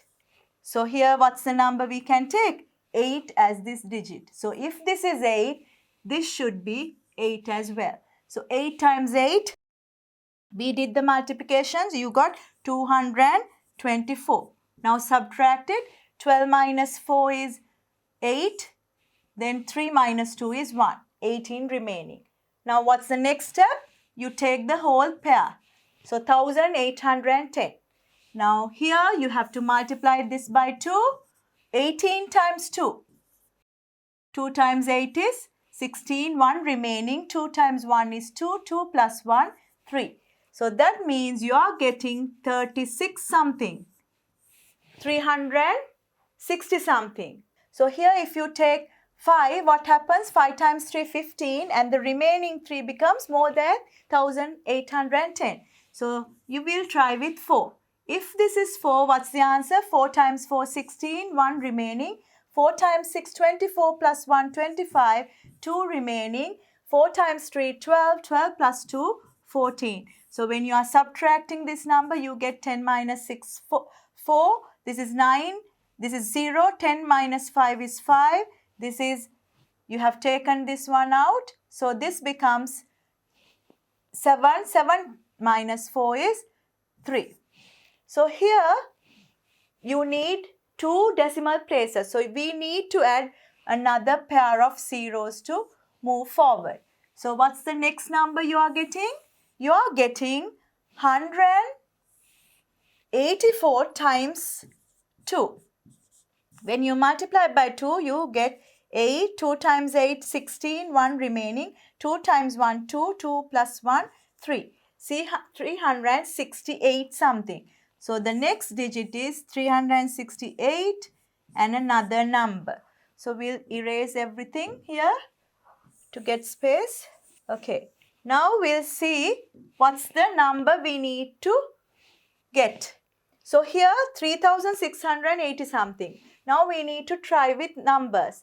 Now we added zeros extra, so that means this number should be a decimal value. So here you have to put the decimal point and do the calculations.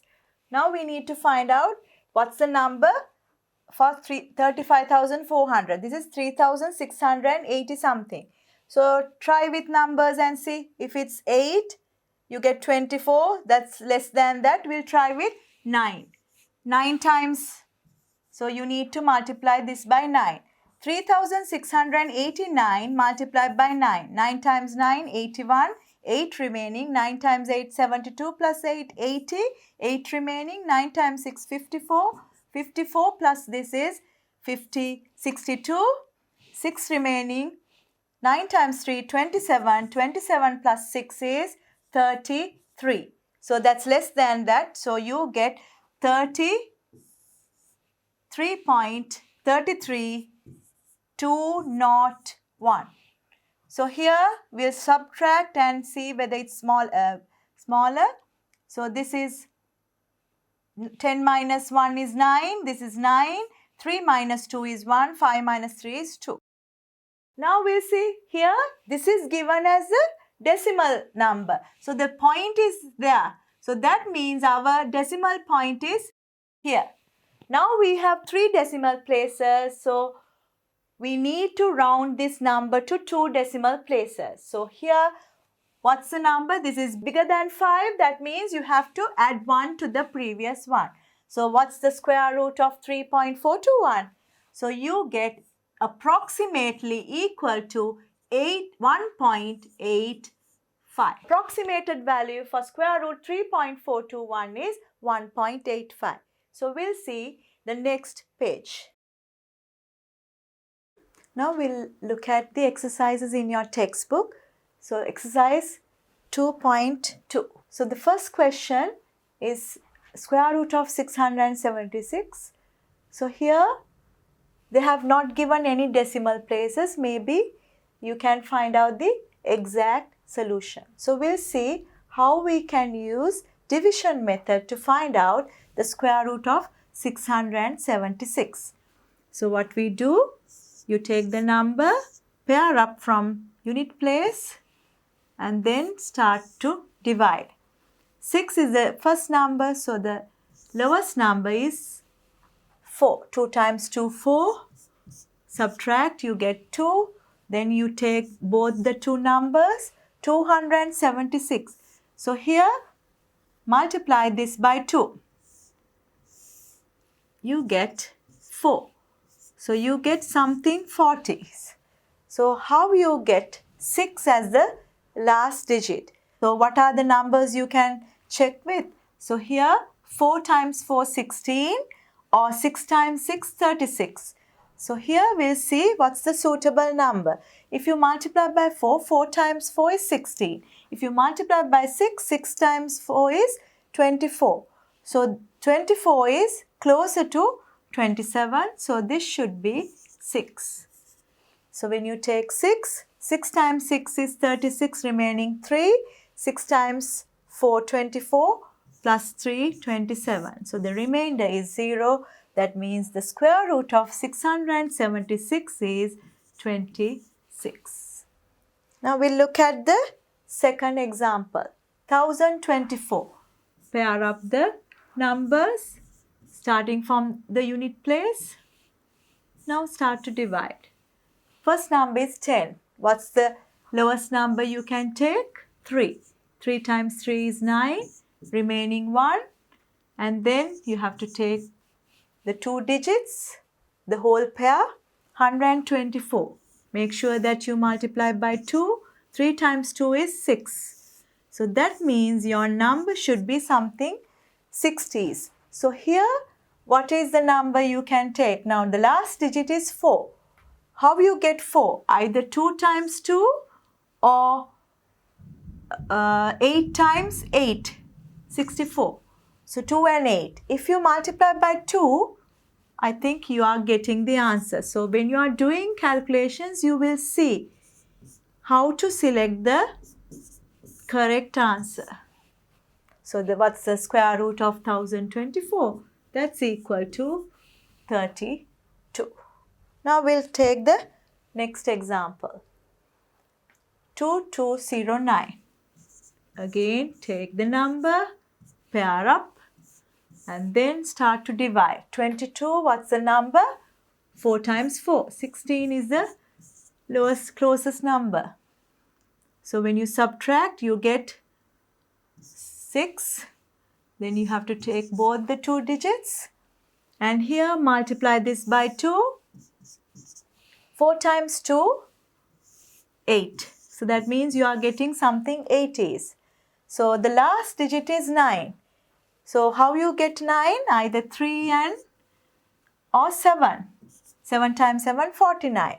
So when you take 3, 3 times 8 is 24. When you take 7, 7 times 8 is 56. So here we'll try out with 7 and C because 7 is closer to this number. So 7 times 7, 49, remaining 4.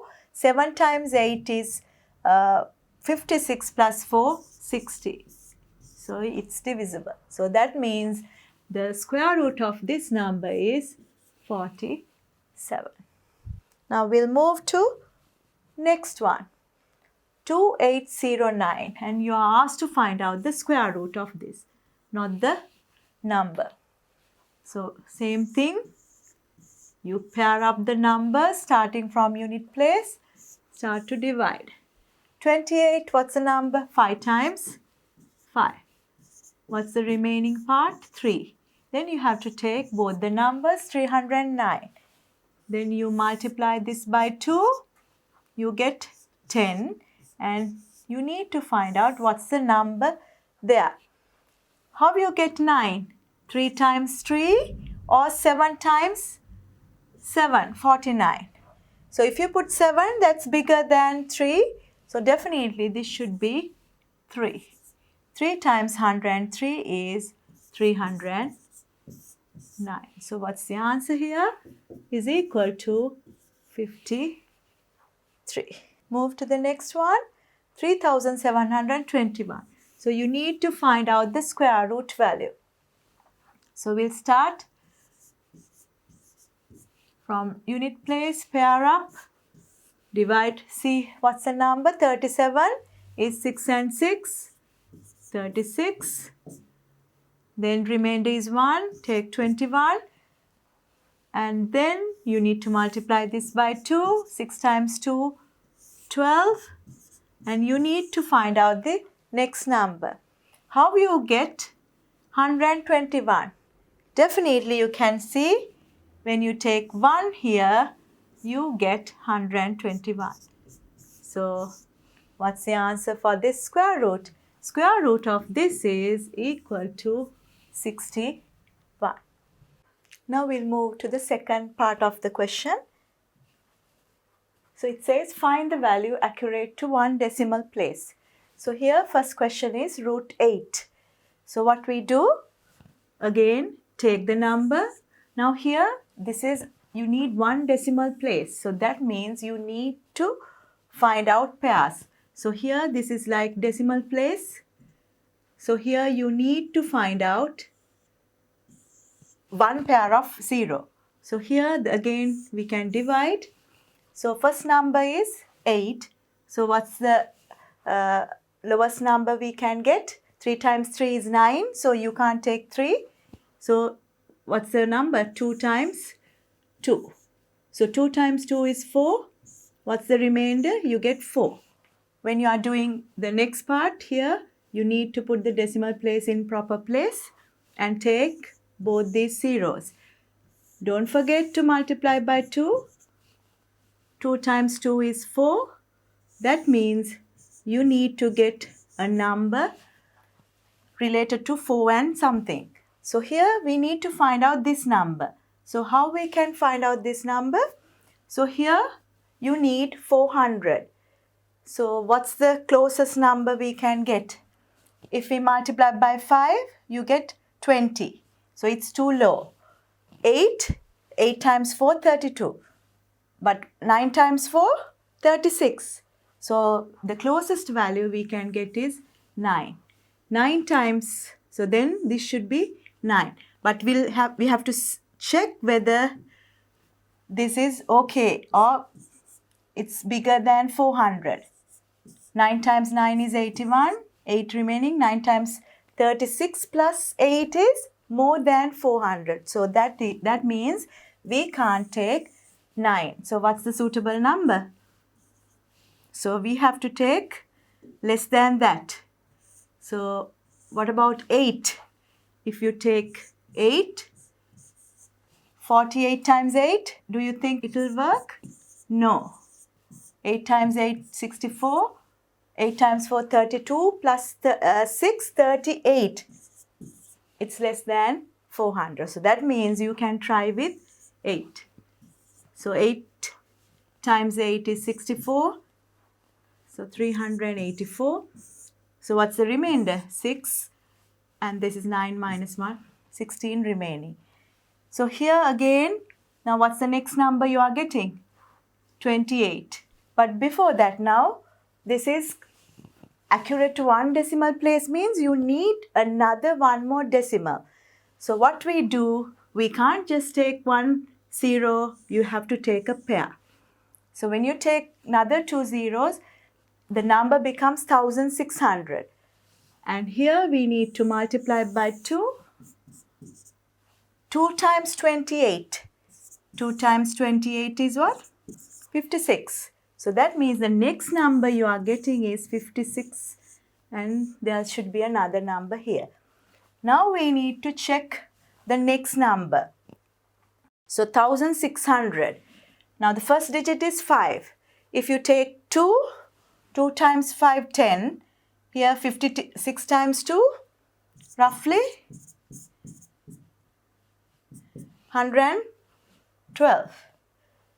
If it's 3, it's more than 16 because 3 times 5, 15 and you are getting 1 from here. So we'll try with 2 and see. 2, when you take 2 here, 562 multiplied by 2. 2 times 2, 4. 2 times 6, 12. 1 remaining. 2 times 5, 10, 11. 1, 1, 2, 4. And we'll see whether remainder is less than that. 6. So this is 9 minus 2, 7. And 5 minus 1 is 4. So that's okay. So less than that.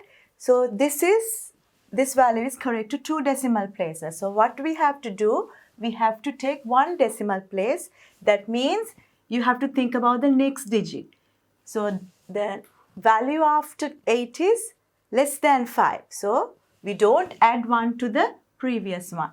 So what's the approximation? So here the approximated value for root 8 is 2.8. Now we'll take the next one. Again, we have to take the number. Now here we should put a decimal place and take another pair of 0. So then start to divide. The first digit is 19. So 4 times 4 is 16. 5 times 5, 20. So what's the lowest number? You can try with 4. 16. Remainder is 3. Then we have to take the other pair. So here decimal place is here. So you have to find out for 300. Now before that you need to multiply this by 2. 4 times 2, 8. So that means the number you are finding is 80 something. So 8. Now we need to try with numbers. If first digit is 2, if you multiply by 2, 2 times 8, 16. Multiply by 5, 40. So that's too big. If it's 4, 4 times 8, 32. So what's the lowest one? We can put 3 here. So if this is 3, this is also 3. 3 times 3 is 9. 3 times 8, 24. Remainder is 1. 9 minus 5 is 4 is 5. So 51. So here you need 2 decimal places. So what we do? You take another pair of zeros. So what's the number? 5100. But when you take the next one, you need to take 43 multiplied by 2. When you take 43 multiplied by 2, 86. So that means this number should be 86, and there's another digit here. So what's the digit? Look at the number here and decide. This is 5. If you multiply by 4, 4 times 5, 4 times 8, 32. 5 times 8, 40. But here 5 times 6 is 30, 3 remaining for the first place. So 43 like. If you take 6, it's too big. Can you see it's too big? 86, 8 when you multiply by 6, 48. And 8, remainder 3.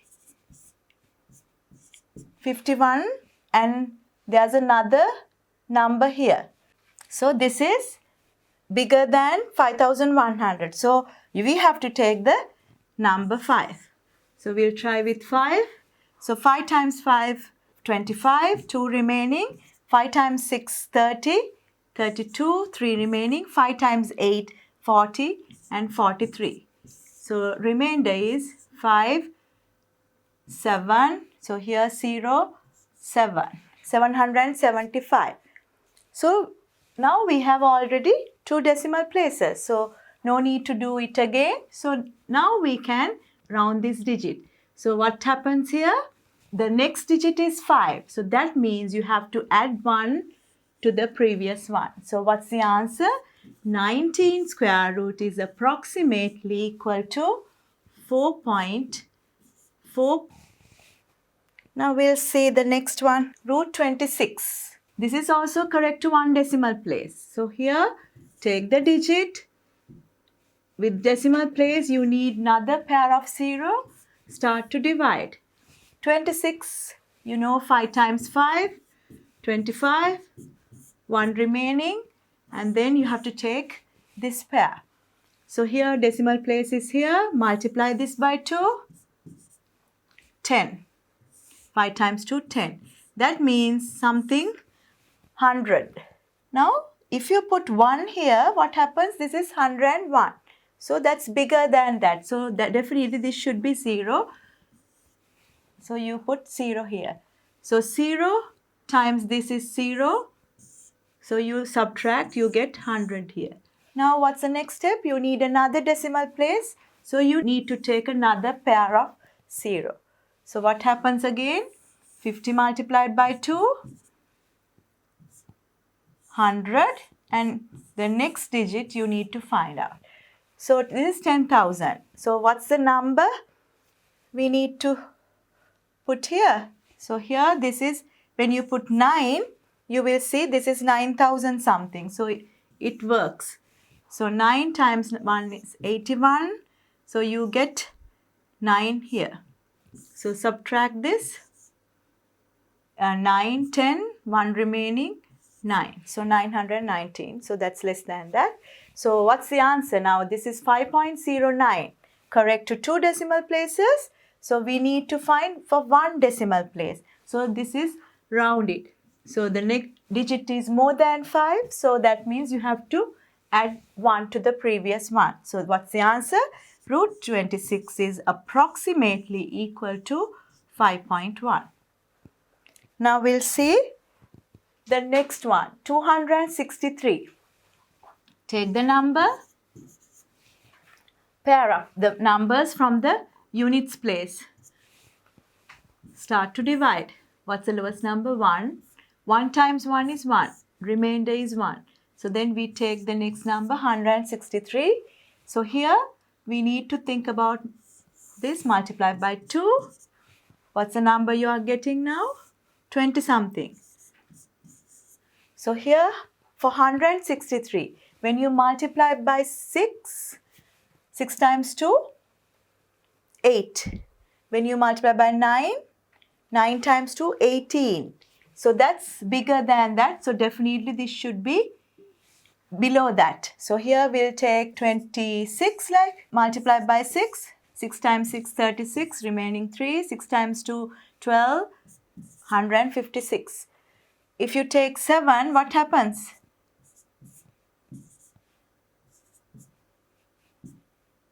$189. This is bigger than 163. So we'll take 6. So here, what's the answer here? 6 here, 6 here. So 6 times 26 is 156. Subtract. So you get 7 here. That's all. So now we need 1 decimal place. So that means you can put another pair of zeros. For 700, now we need to find the value. So here 16 multiplied by 2 again, 32. That means the next number is 32 something, 300 something, 20 something. So when you put 2 here, this is 6. When you put 3, 900 something. So that's bigger than 700. So the value you need to put is 2. So here make sure that you put the decimal point with 2. 2 times 2, 4. 2 times 2, 4. 2 times 3, 6. Now subtract. 56. So here we need another decimal place because the question asks to give the answer correct to 1 decimal place. So here again you have to take another pair. So for 5,600 you need to find out the value. So now what's the value? Multiply by 2. 162 multiplied by 2. 324. So the answer here 324 something. That means 3,200 something. So check with 2. It's 2 times 3 is 6. 6,000 something. So that's bigger than that. So definitely this should be 1. So 1 times this is 3,241. Here just check whether you are getting a lower value. Subtract 1. 9 minus 4 is 5. So here 5 minus 2 is 3. This is 5 minus 3, 2. So here this is less than 3,241. So that's correct. Now we'll see how to round. Now we need one decimal place. So the next number is 1 less than 5. So what's the answer? Square root of 263 is approximately 16.2. Now we'll take the next one. 2745. Again, start with the number. Starting from unit place, pair up. Now start to divide. 27, 5 times 5, subtract, you get this number. So take the next two numbers. 245, so make sure that you multiply this by 2. So you get 10 something. So 100 something. When you put 3, it's more than 245. So definitely this should be 2. 2 times 102, 2 times 2, 204. Subtract this, 5 minus 4 is 1, 4, 41 remaining. Now we need decimal place, one decimal place. So make sure that you take another 2 zeros. So here 4100. So make sure that you put the 0 as well. 52. Now the number multiplied by 2. 52 multiplied by 2. 104. So that means you are getting 104 something. So what's the number? So this is, check with this 4100. If you take 3, this is 3000 something. If you take 4,000, but here with this 4, it's more than 4100. So definitely this should be 3. 3 times 3, 9. 3 times 4, 12. 1 remaining. Here 3 times 1 is 3. So when you subtract 1 here, 9 minus 2, 7. This is already taken. So 0, 10 minus 1 is 9. 971. But still we have to find one more decimal place. So here we need to take another pair of 0, 97,100. So here what we do, multiply this by 2. 523 multiplied by 2. 2 times 3, 6. 2 times 2, 4. 2 times 5, 10. 1046. So the next one comes 1046 with another digit. So that means when you multiply by 9, what happens here? 1, 2, 3, 4, 5. 1, 2, 3, 4, 5. 4 digits are there. So here maybe it will work because here 9,000 and 9 times 4, 36. So 3 comes. We'll check it out. Those 1, 4, 6, 9 multiplied by 9. 9 times 9, 81. 8 remaining. 9 times 6, 54. 54 plus 8, 62. 6 remaining. 9 times 4, 36. 36 plus 6, 42. 9 times 1, 9. So it's less than that. So definitely you can take 9 here. So the answer is 94221.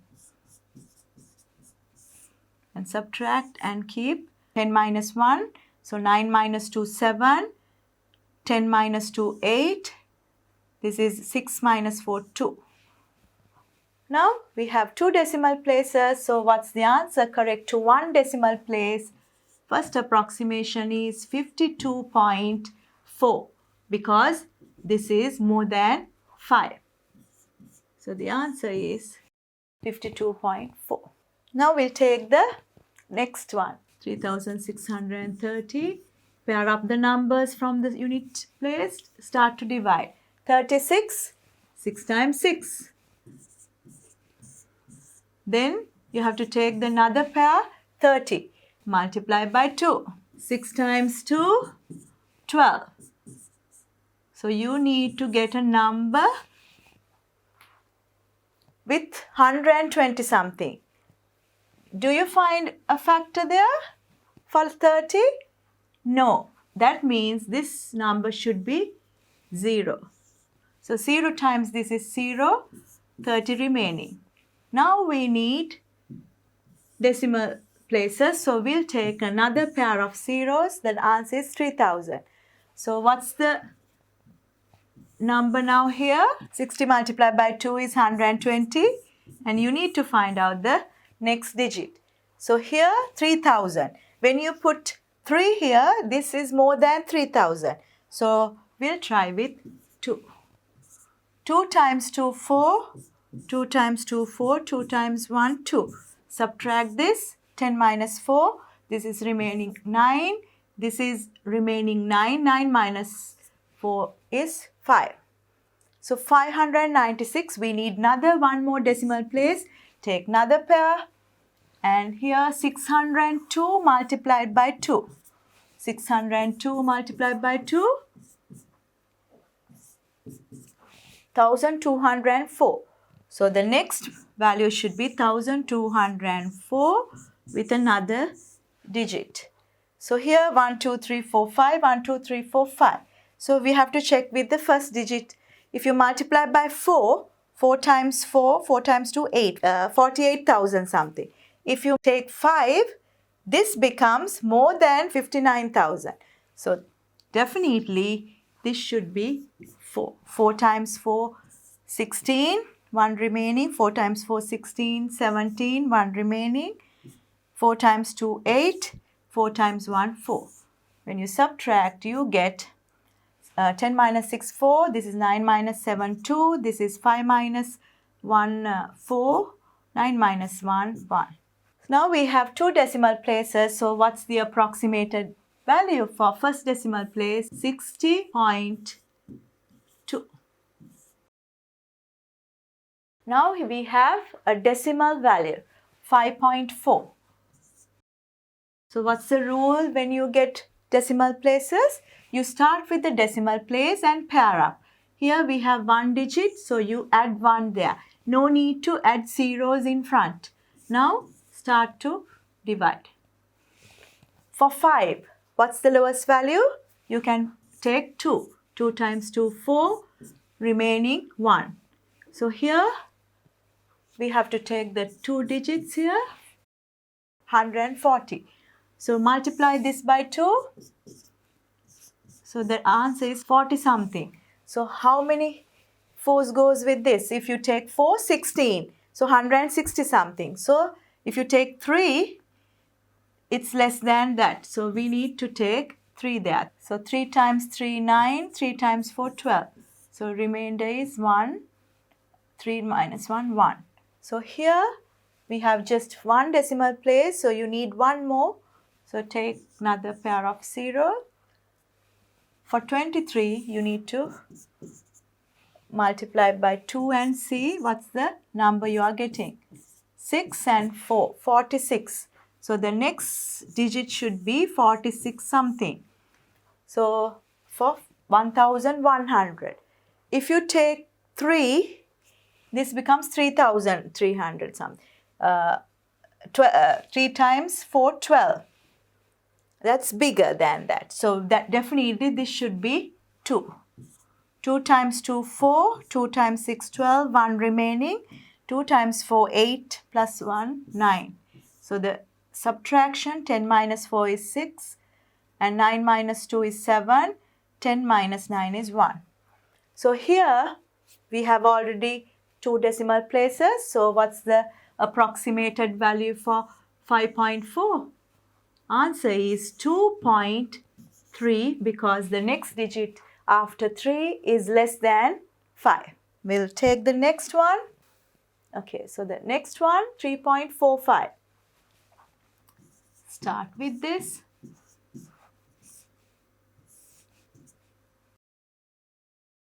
Already 2 numbers are there. Start with the first digit. What's the lowest number? 1. 1 times 1 is 1. Subtract. You get 2. Take the next digit. Here, make sure that you put the decimal place. Multiply this by 2. You are getting 20 something for 245. Try with 8. 8 times, so 28 times 8. 64. 16 plus 16. 224. Subtract this. 4 minus 2 is 2. 21 remaining. Now we need one more decimal. Take another pair. So for 18, you multiply by 2. 36. So what's the number we need to find now? 360 something for 2100. When you take 5, 15, 6, 18. We'll check whether 8 works. 368 times 8. No, because this is 24 comes, so it's too big. When you try with 7, 7 times 3, 21, but there's a number here for 2100, so 300 something. So when you take 6, this is 18, but there's another number here that should be more than 21, so we'll try with 5. 5 times 5, 25, 2 remaining, 5 times 6, 30, 32, 3 remaining, 5 times 3, 15, 15 plus 3, 18. Now subtract, 10 minus 5, 5, 9 minus 2, 7, 10 minus 8, 2. So here we have already 2 decimal places, so we need to round this number. So what's the answer correct to 1 decimal place? 1.9. Now we'll take the next one, 15.3. So pair up the values. So here we need to put a 0. Start to divide. 15, 4 times 4, 16. So you need to take less than that. 3 times 3, 9. So the remainder is 6. Now there's a decimal place. You have to put the decimal place there. For 630, we need to find out the number. Before that, you need to multiply this by 2. You get 3 times 2 is 6, 60 something. What is the number satisfy for this number? 630. If you take 4, 4 times 6 is 24. 7, 42. We'll try it out. 67 times 7, 460 something. If 68 times 8,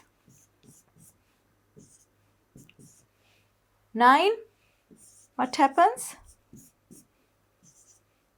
More than 54 plus 8, 62. So 621. So it's less.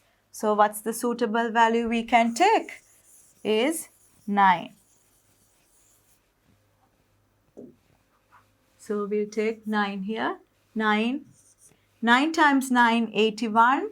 8 remaining. 9 times 6, 54. 54 plus 8, 62. So the answer is this. Subtract. 10 minus 1 is 9. 0. So 9 remaining. Now we still have 1 decimal place. So we need to take another pair. So for 900, we need to find out 39 times 2 first and 18, 2 times 3, 6 plus 1, 78. So 780 something for 900. So definitely this should be 1 because 900 is closer to 700 something. So this should be 1. So 781, 1 remaining, 1 remaining. So here we have 2 decimal places. So what's the approximated value? So this is equal to 3.9 correct to 1 decimal place because the second digit is less than 5. 243.2. So we'll take the number. So here pair up the number starting from the decimal. So we need another 0 here. We pair up like this. So here 2 is separated from 43. So for 2, what's the lowest number? 1 times 1, 1. Remaining part is 143. You have to take 43 there. So multiply this by 2. 20 something.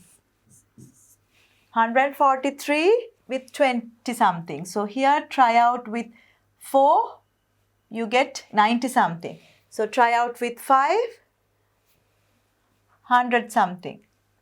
So we'll check with 5 and see. 5 times 5, 25, 2 remaining, 5 times 2, 10, 12. What's the remainder? 13 minus 5 is 8. This is 3, 3 minus 2 is 1. Now 18, you have to take the next pair, that's 20. So what's the number here?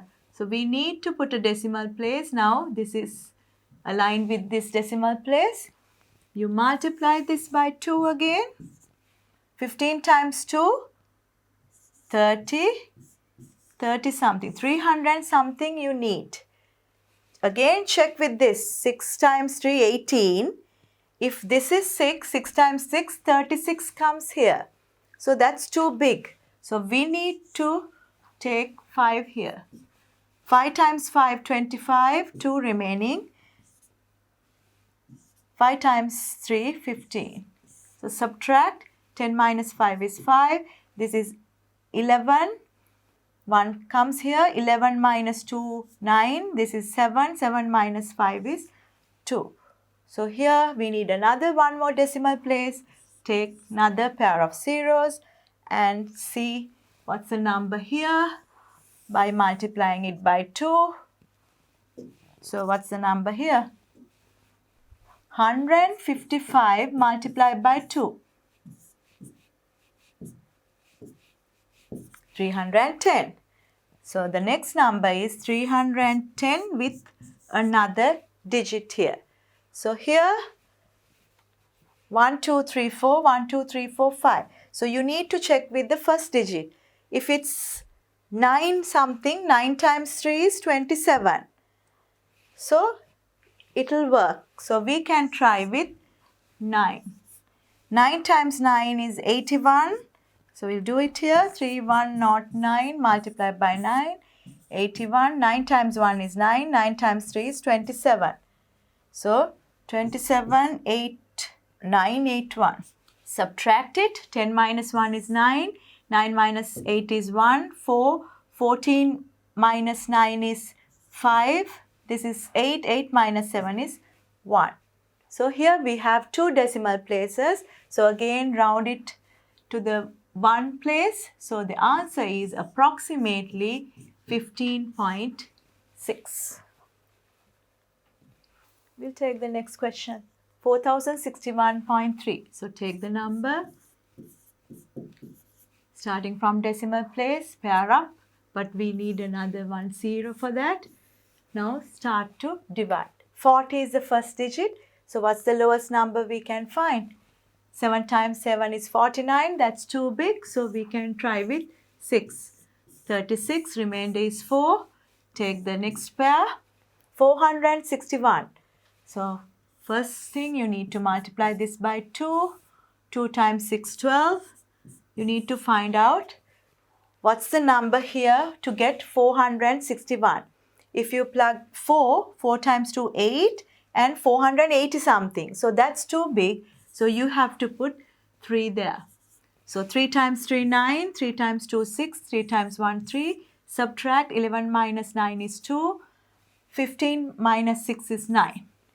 Now we have to take the next pair. 30. Before that you need to multiply this by 2. 63 multiplied by 2. 126. So the number should be 1260 something to get 9230. Now try with numbers. 8. When you check with 8. 8 times 2. 16, 1 remaining, so 19. But when you multiply this by 8, it's more than that. So we'll try with 8. 1268 with 8. 8 times 8, 64. 8 times 6, 48 plus 6, 54. 5 remaining. 8 times 2, 16. 16 plus 5, 21, 2 remaining, 8 times 1, 8, 8 plus 2, 10. So here, that's also too big. So we can try with 7 and see. 1267. We'll check again whether it will work. We'll try. 7 times 7, 49. 4. 7 times 6, 42 plus 4, 46. 4. 7 times 2, 14 plus 4, 8. 1 remaining. So 8. It's less than 9230. So we can take 7. Make sure that you put decimal place here. So what's the remaining part? 10 minus 9 is 1. 12 minus 6 is 6. 11 minus 8 is 3. So here 361. We need one more decimal place. So we need to take another pair. 36,100. So here what we do? Take this number, multiply by 2 again. 637 multiplied by 2. 2 times 7 is 14, 1 remaining. 2 times 3 is 6. 6 plus 1, 7. 2 times 6, 12. 1274. So you get a number with this 12,700 to get 36,100. So what's the number? When you multiply by 3, you get 36 bigger than that number. So definitely this should be 2. 2 times 2 is 4. 2 times 4 is 8. 2 times 7 is 14. Here we'll see multiply by 2. 2 times 2, 4. 2 times 4 is 8. 2 times 7, 14. 1 remaining. 5. 2, 5. 484. Here sometimes we see after you get this number, you don't need to find the subtraction. You can straight away round this and give the answer. But we'll check whether our answer is correct by looking at the remainder. If the remainder should be less than this. So we'll check it out again. 9 minus 8 is 1. This is 10 minus 4, 6. 5. This. That's less than that. So that's correct. So what's the answer correct to one decimal place? This should be approximately 63.7. Now we'll take the next one. So you get 85.124. So starting up with the decimal place, pair up the numbers. You need another 0 here. Left hand side, it's okay. Already 2 digits are there. So we can start with 85. 9 times 9 is 81. So you can start with 81 here. 4 remaining. And you have to take the next 2 digits. So make sure that you keep the decimal place. So multiply this by 2. 9 times 2, 18. You need the next digit. So how we can find out that one? 412 and 180 something. When you multiply it by 3 times 18, 54 like. So that's too big. So we can try with 2. So 2 times 2, 4. 2 times 8, 16. 1 remaining. 2 times 1, 2. 2 plus 1, 3. Subtract this. 12 minus 4 is 8. This is 10 minus 6 is 4. 48 remaining. Now we need to take next pair. So the next pair is 40. So the answer now 4,840. Again multiply by this by 2. What's the answer here? 92 times 2. 2 times 2, 4. 2 times 9, 18. 184. So you get 184 with another digit here. So again check with this. If you multiply by 2, 18 times 2, 36. If you multiply by 3, 18 times 3, 54. That's too big. So definitely this should be 2. 2 times 2, 4. 2 times 4, 8. 2 times 8, 16. 1 remaining. 2 times 1, 2. Plus 1, 3. So then you subtract and keep. 13 minus 8 is 5. This is 7 minus 6 is 1. And this is 1 here. So the number is 9.22, correct to 2 decimal places. So what's the final answer? 9.2. We'll take the next one, 0.00. Now we have more decimal places.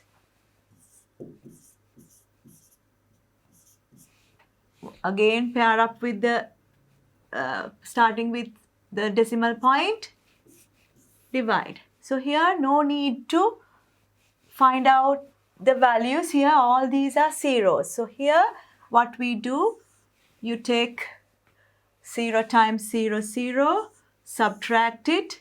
So you take this pair. Again, for that one, you get another 0. 0 times 0, 0. When you subtract, you get 0. Take 64. For 64, what's the square number? You can say that's a perfect square number. 8 times 8. So here, you need to find out. Now here, when you multiply by 2, you get 0 here. No need to write down that. So straight away, you can find out what's the square number for 64. So we can see 8 and 8 here. 8 times 8, 64. So remainder is 0. That means this is exactly this solution.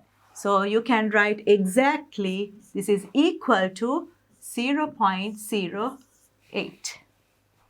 We'll take the last question. Last question is, we have 6 decimal places. Again, pair up the values. 2, 2 like this, and then start to divide.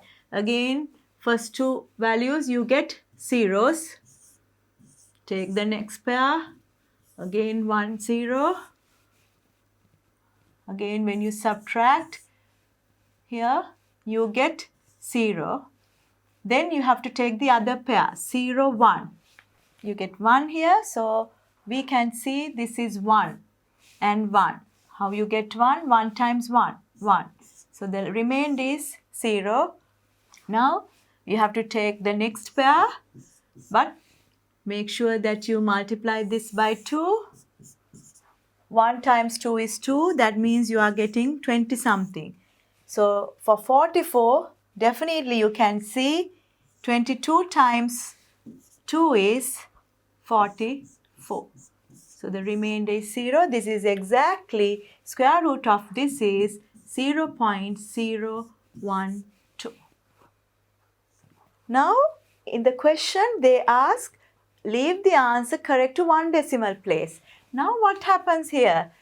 Correct to 1 decimal place, the next number is 1, so we can't add 1 there. So, what happens to the answer?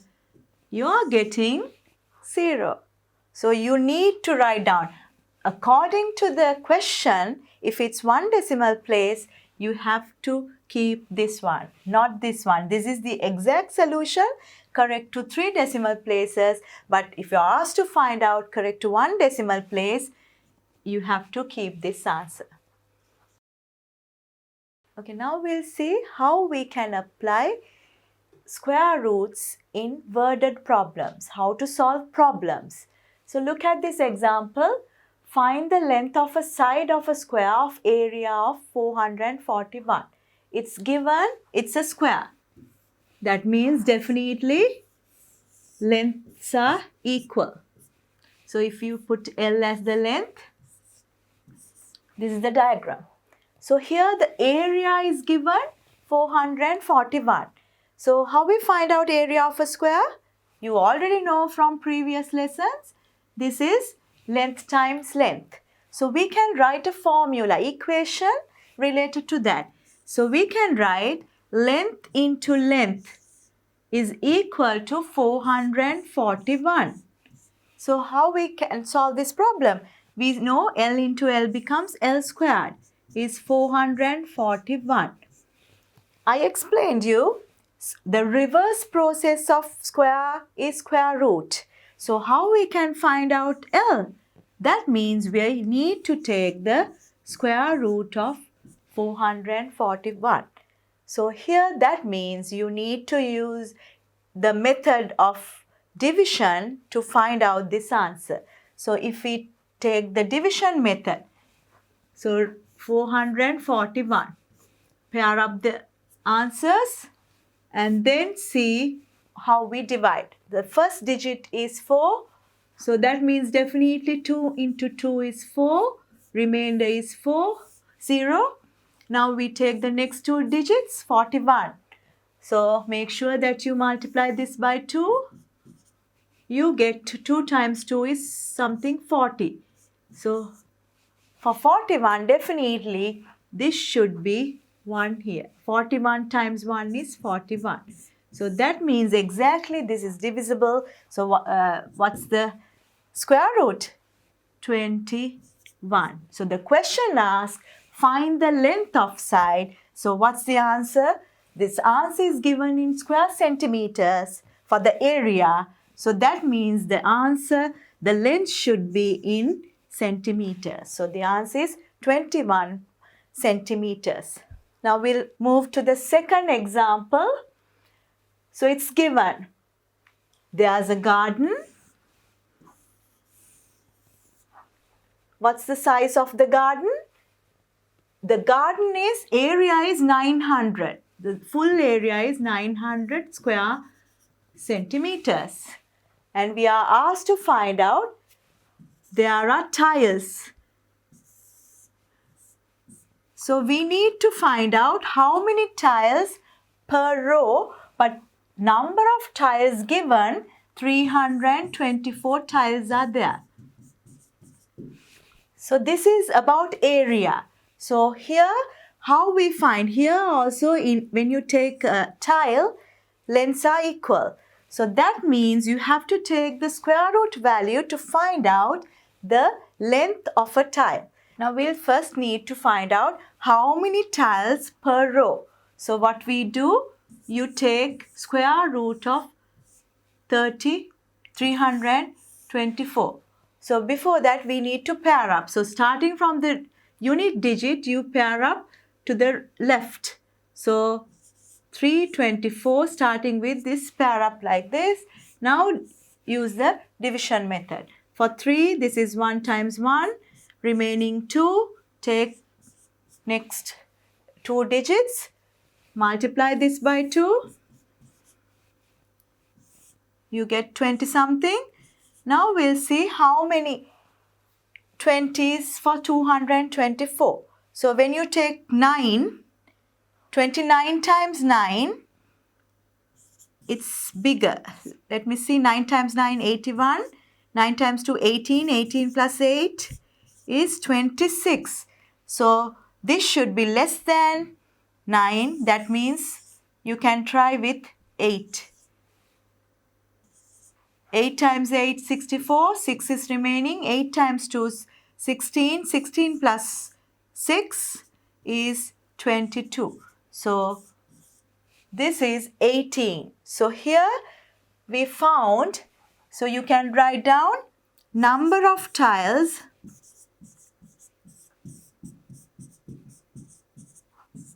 per row is what? 18 tiles we found. So there are 18 tiles per row. So we need to find out, what's the question? Length of side of the courtyard. So we need to find out the length. Each side 18. Now we found, we need to find out what's the length of a tile. How we find out the length of a tile? It's given again.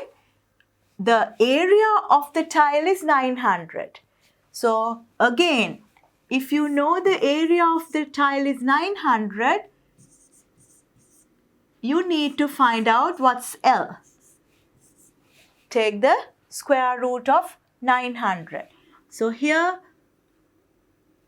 what's the square root of 900? Straight away we know this is a perfect square number. You don't need to divide like that. So straight away we can see 30 times 30 is 900. 30 times 30. So what's the square root of 900? We can see 30 centimeter. Next line we can write the length of the tile.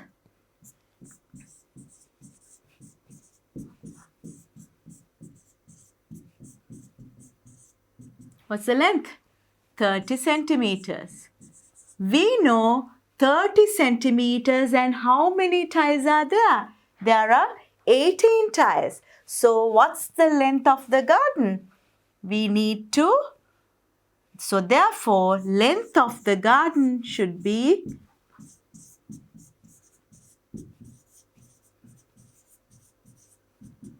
18 times 30 because there are 18 tiles, each one is 30 centimeters. So what's the answer? Multiply by 30, multiply by 3, 3 times 8 is 24, 2 remaining, 3 times 1 is 3, 3 plus 2, 5.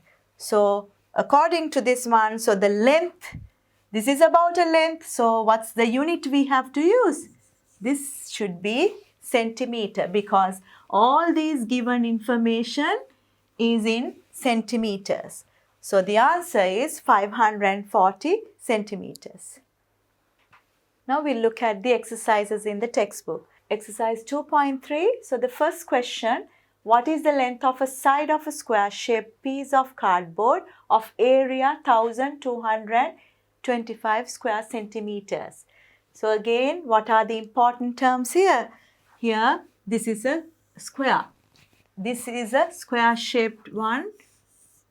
So if that means all lengths are equal. So L and L. The area is given 1225 square centimeters. So that means we need to find out the area of a square. So how we find out the area of a square? Length into length. L squared is 1225. So we need to find what is L. So the reverse process of squaring is square root. So that means we have to find out the square root of 1225.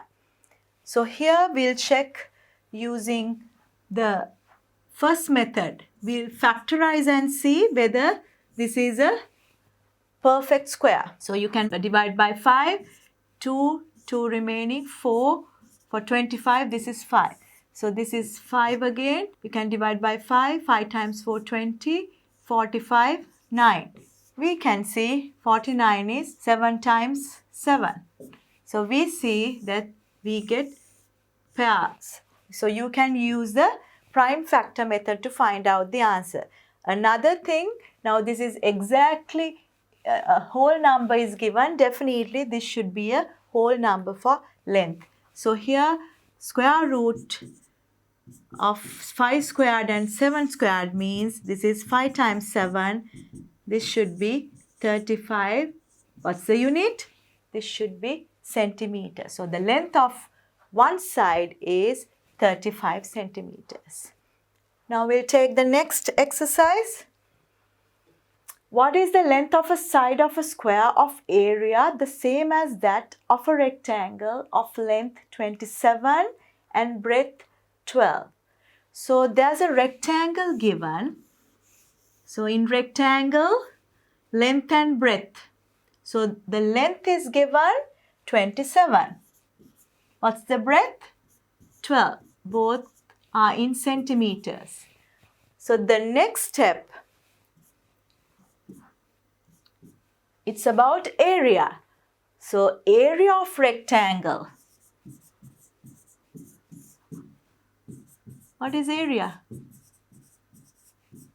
Length into breadth. So 27 times 12. What are the units? Centimeter squared, because this is about an area. So we'll multiply and see. 27 times 12, 10 and 2. 2 times 7, 14. 2 times 2, 1 is 4. and 1 remaining 324. So the answer is 324 square centimeters for the rectangle. Now it says there's another square. The area is equal to this area. So what we can do? We know if we take a square, all sides are equal. And what is the area of the square? L squared, length into length. That's given, this is equal to 324. How we find out the length of a square?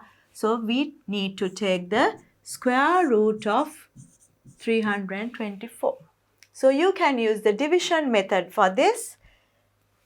We will again divide this into pairs and see. From units place, you'd pair up.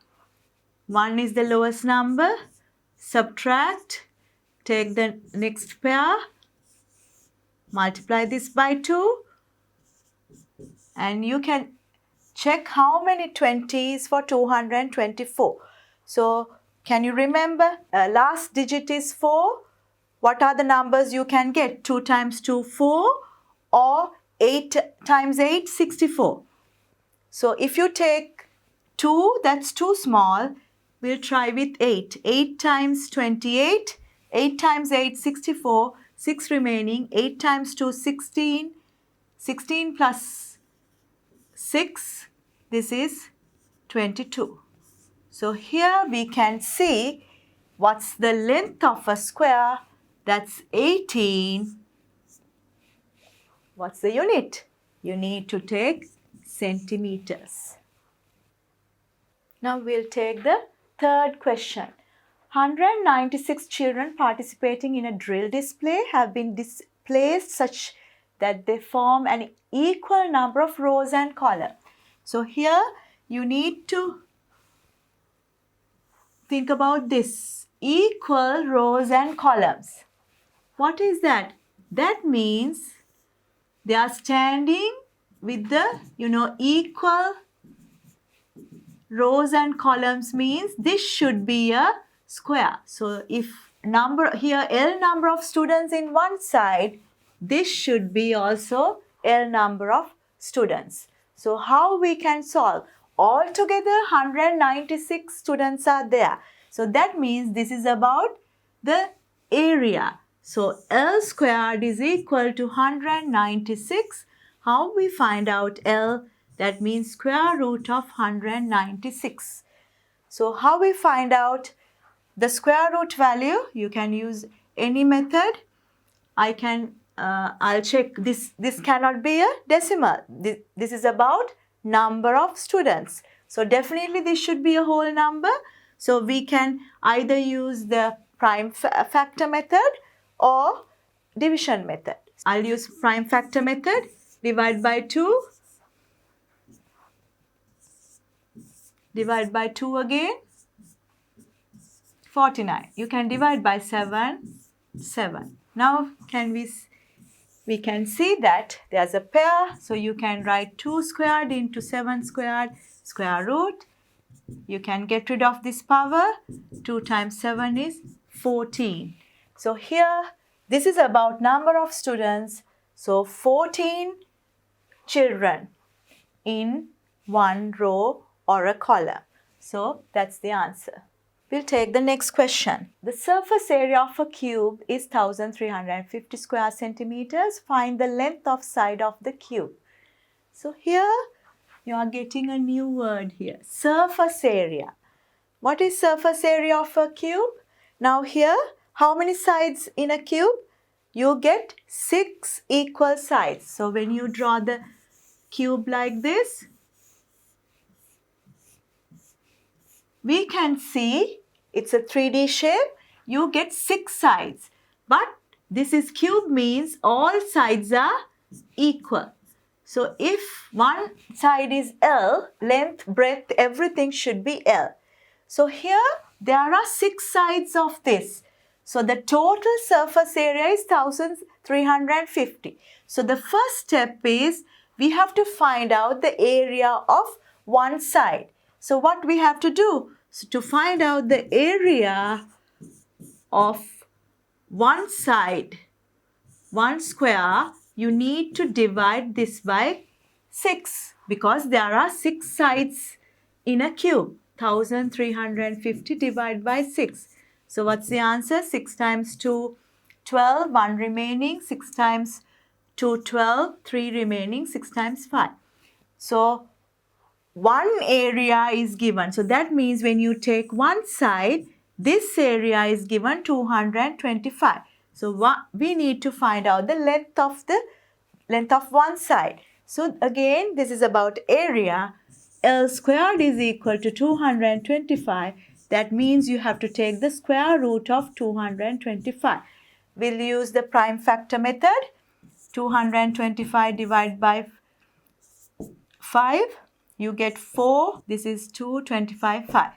So you can divide this by 5 again. 5 times 9. You can divide by 3. Again divide by 3. So you get, this is a perfect square number. So what's the answer? 5 squared into 3 squared square root.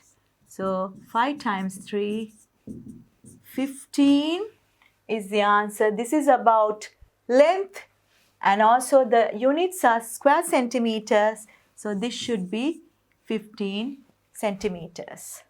Now we'll take the next question.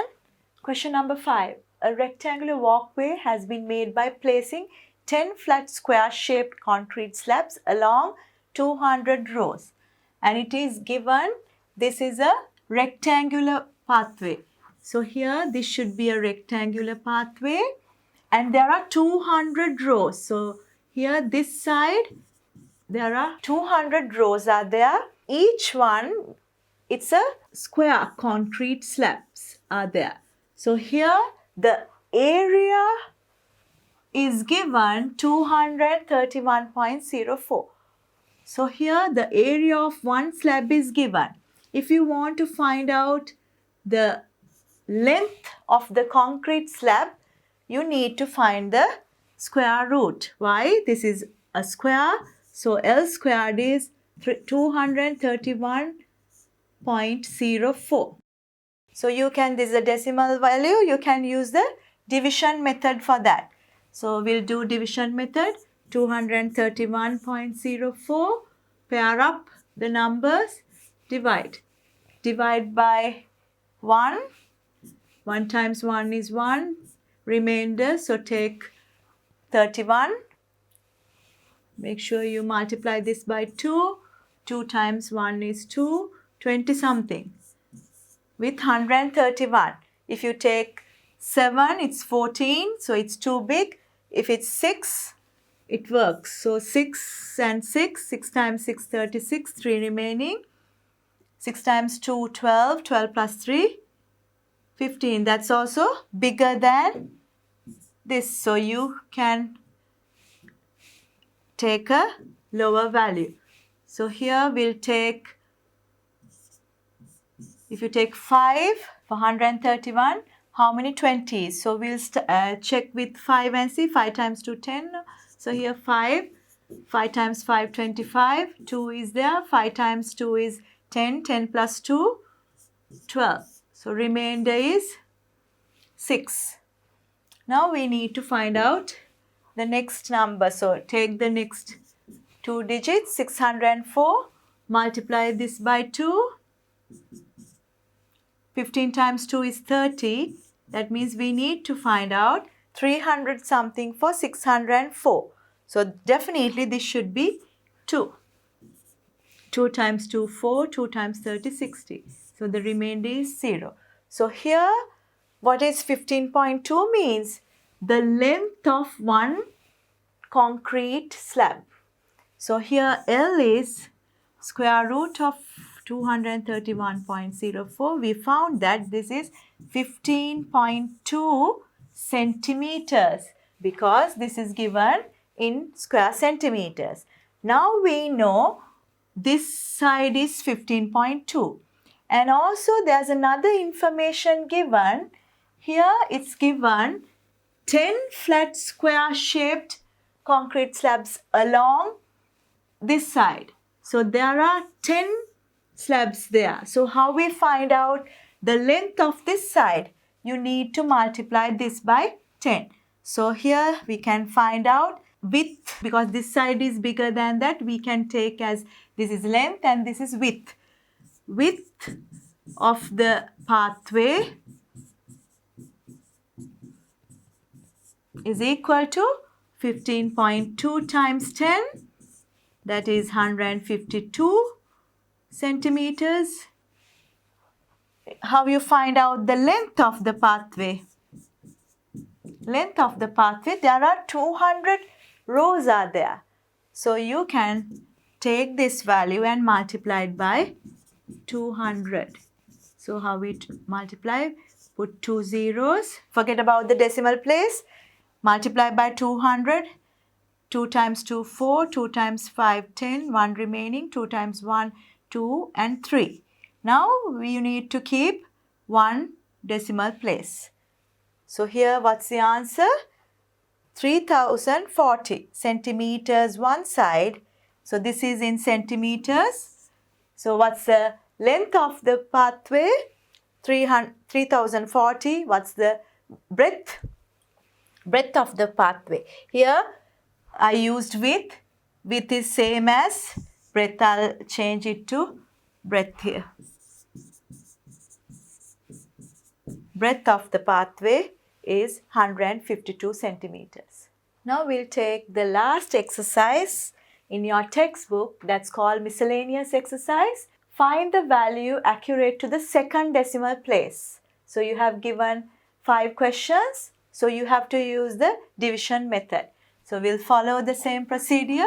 So starting with pairing up the numbers. Here starting with here. So 2 numbers like this, pair, and then start with the first digit. So 36 is 6 and 6, remainder 0 for 69. So here you need to multiply this by 2. 2 times 6, 12, 120 something with 69. So it's not divisible because this is 69 is less. That means nothing there. So here nothing there means 0 times this should be 0. Remainder is 69. Now we need the answer correct to 2 decimal places. So that means you have to take another pair of 0. So we take 2 zeros, 6,900.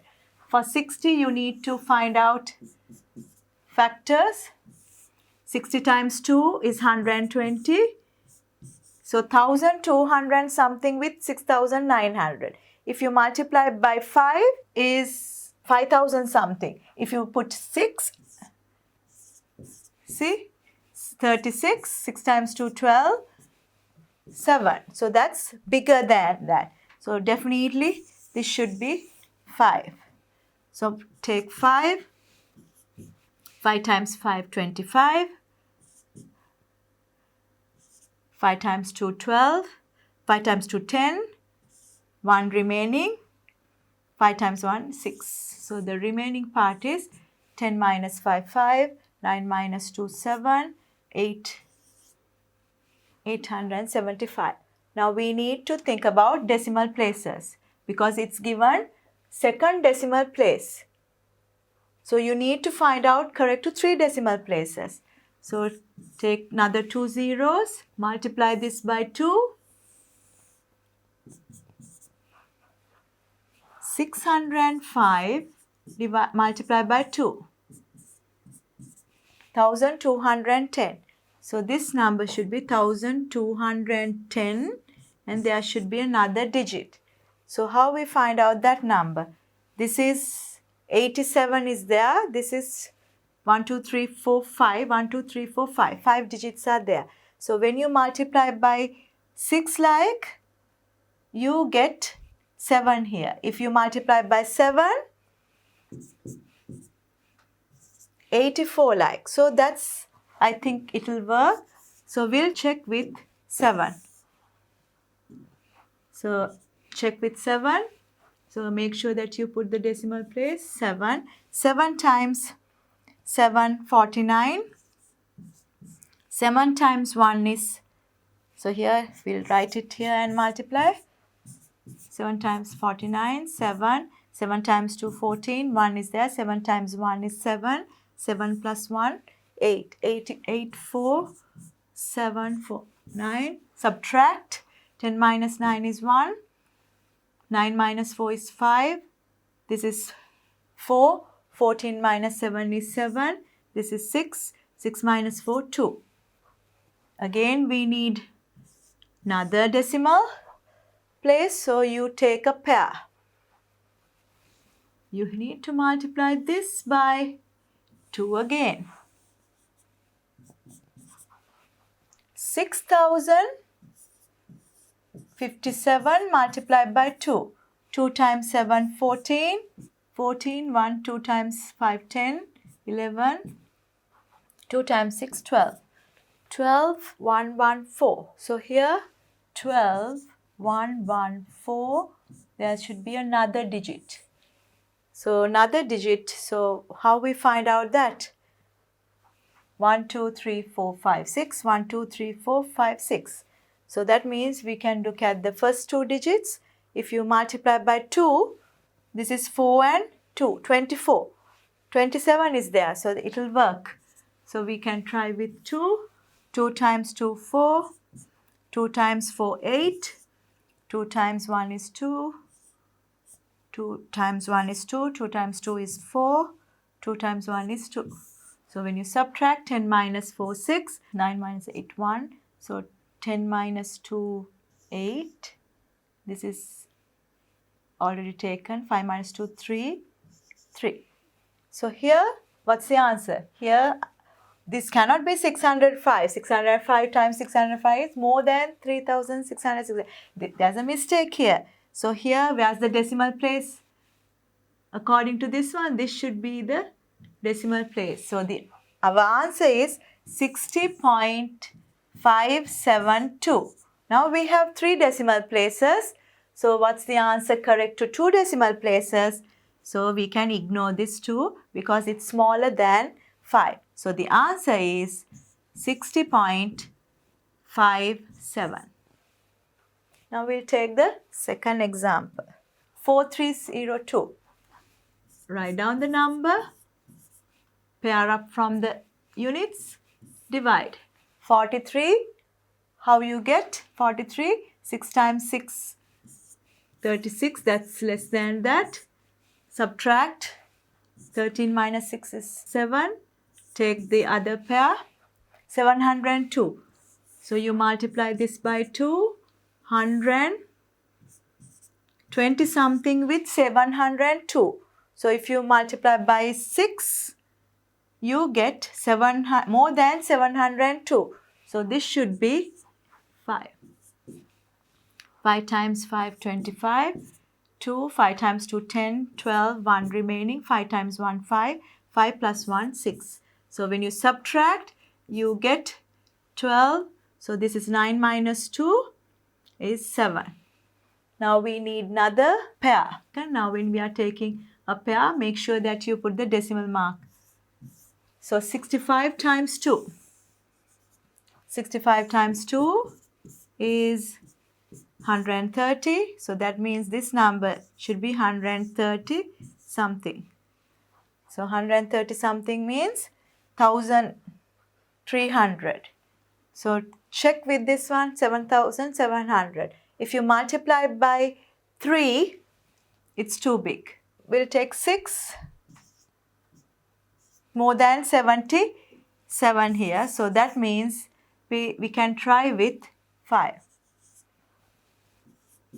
5 times 5, 25. 5 times 3, 15. 1 remaining. 5 times 1 is 5. 1 is 6. We subtract 5. So 9 minus 2, 7. This is 6 minus 5, 1. 7 minus 1, 1.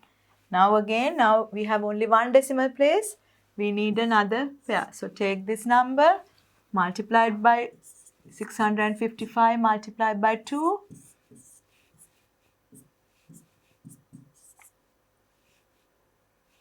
1310. So that means this number, the next number, you are getting 1310 with another digit here.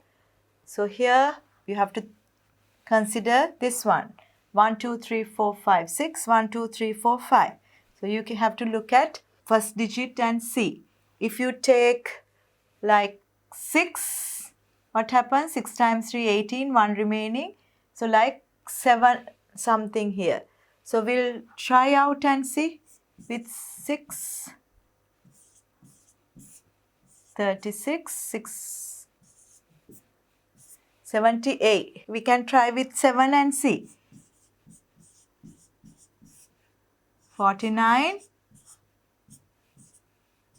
91. 7 also less than that. So try 8.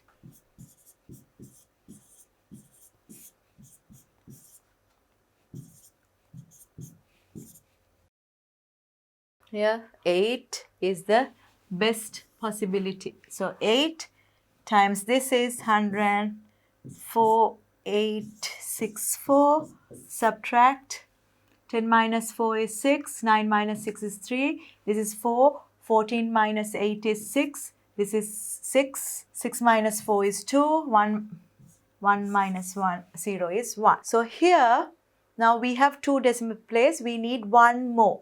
So take another pair and multiply and see. So this number you need to multiply it by 2 again. So I'll erase this part and to get space. So what's the number now we have to multiply? 6558 multiplied by 2. 2 times 8 is 16, 1 remaining, 2 times 5 is 10, plus 1, 1 remaining, 2 times 5, 10, 1 remaining, 2 times 6 is 12, 12 plus 1, 13. So here you are getting 13116 something. So now 1, 2, 3, 4, 5, 6, 1, 2, 3, 4, 5, 6, 7. So we can check with the first digit.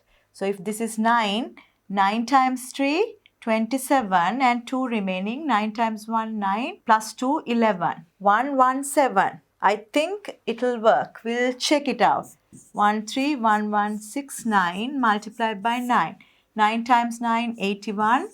9 times 6, 54 plus 8, 62. 6 remaining.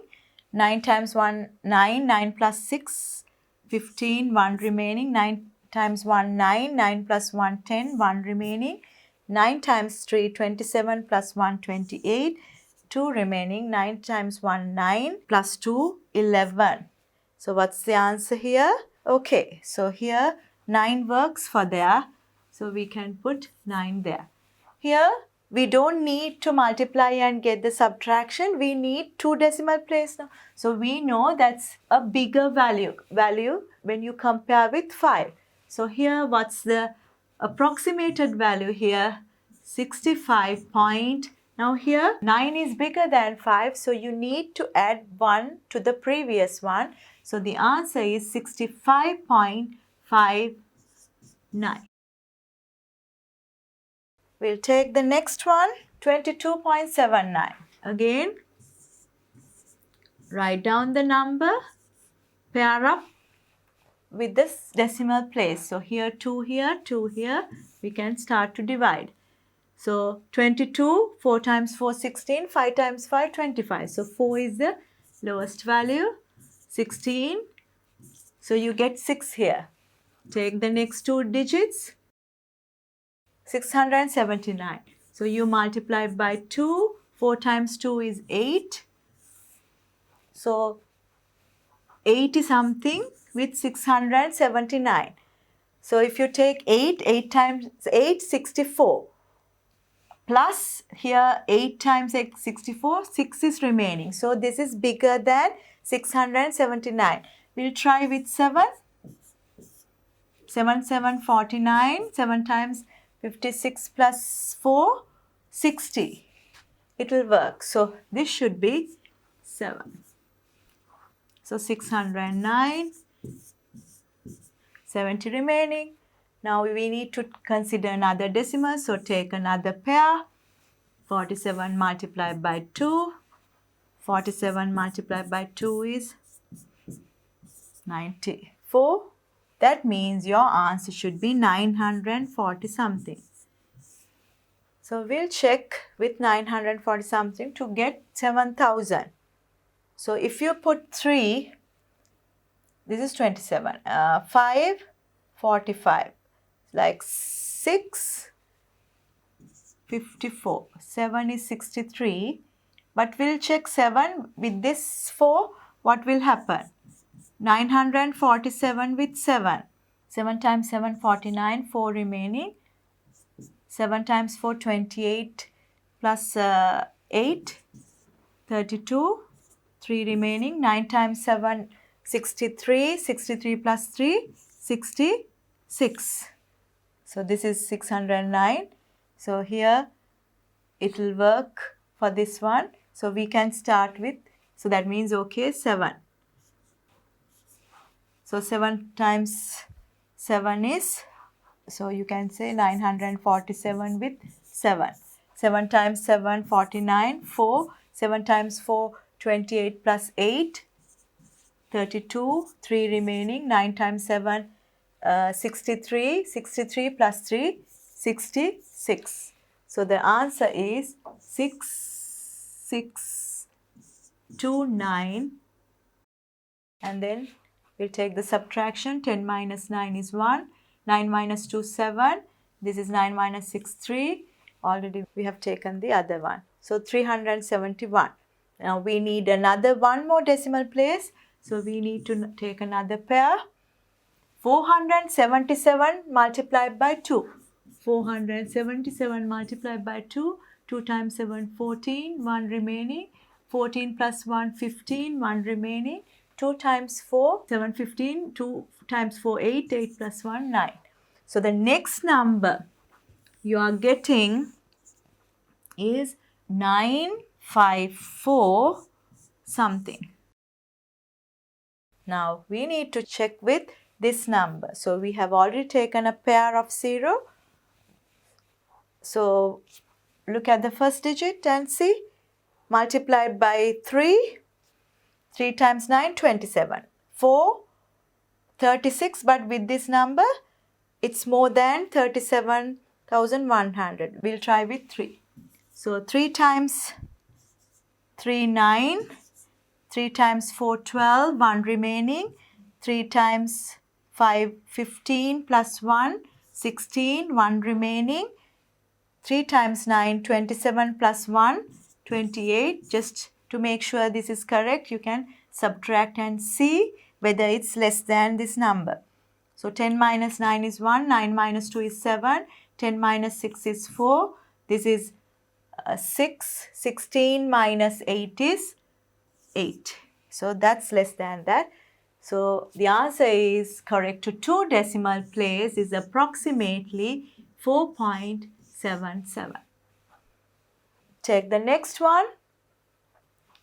1296. So here, starting with decimal place, pair up the numbers. Here no need to write down the number here. How you get 0? 0 times 0. So the remaining part you have to take. 12 is the next number. So here 0 times 2 is 0. So you can't multiply with that. So here for 12 you can say, what's the lowest number? 3 times 3 is 9. So 4 times 4, 16. So 3 you can take. So 3 times 3 you get 9. So what's 12 minus 9? 3. So take the next pair, 96. Multiply this by 2, 6. So 3 times, so you get 60 something. Now we have to check with this number. So here we'll try with 6 because 6 times 6, 36. So it will work. When you plug 6 here, 66 times 6. So 36, remainder 6 times 6, 36 plus 3, 39. So here we can see it's exactly 396. So the remainder is 0. But this answer you need to give 2 decimal place. So that means you have to take another pair. So for another pair, that means this is, you have to put a 0 and because nothing there for 0. So then you can round it.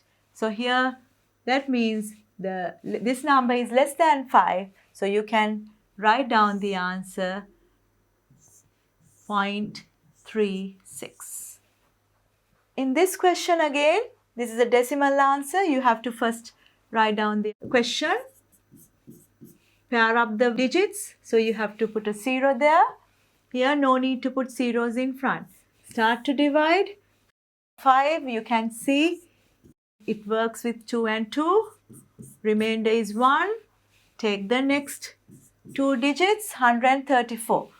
Make sure that you multiply by 2 here. 2 times 2 is 4. So you are getting 40 something there.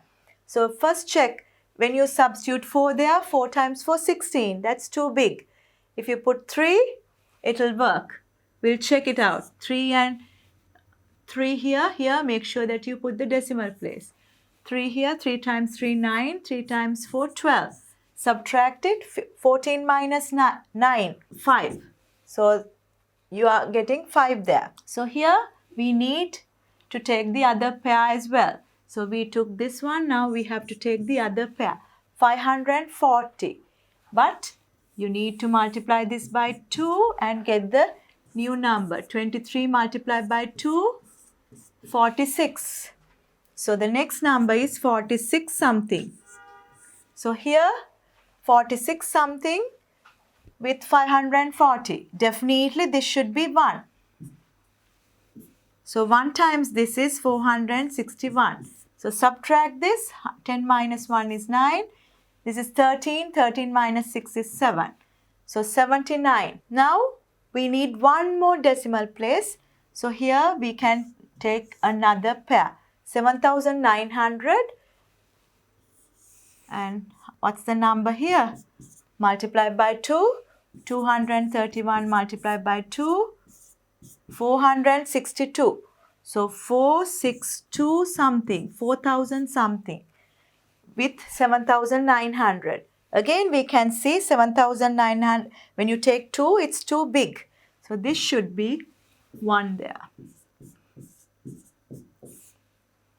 So here no need to even find the remainder. We have already 3 digits, 3 decimal places. When you are rounding the values, you get 2.31.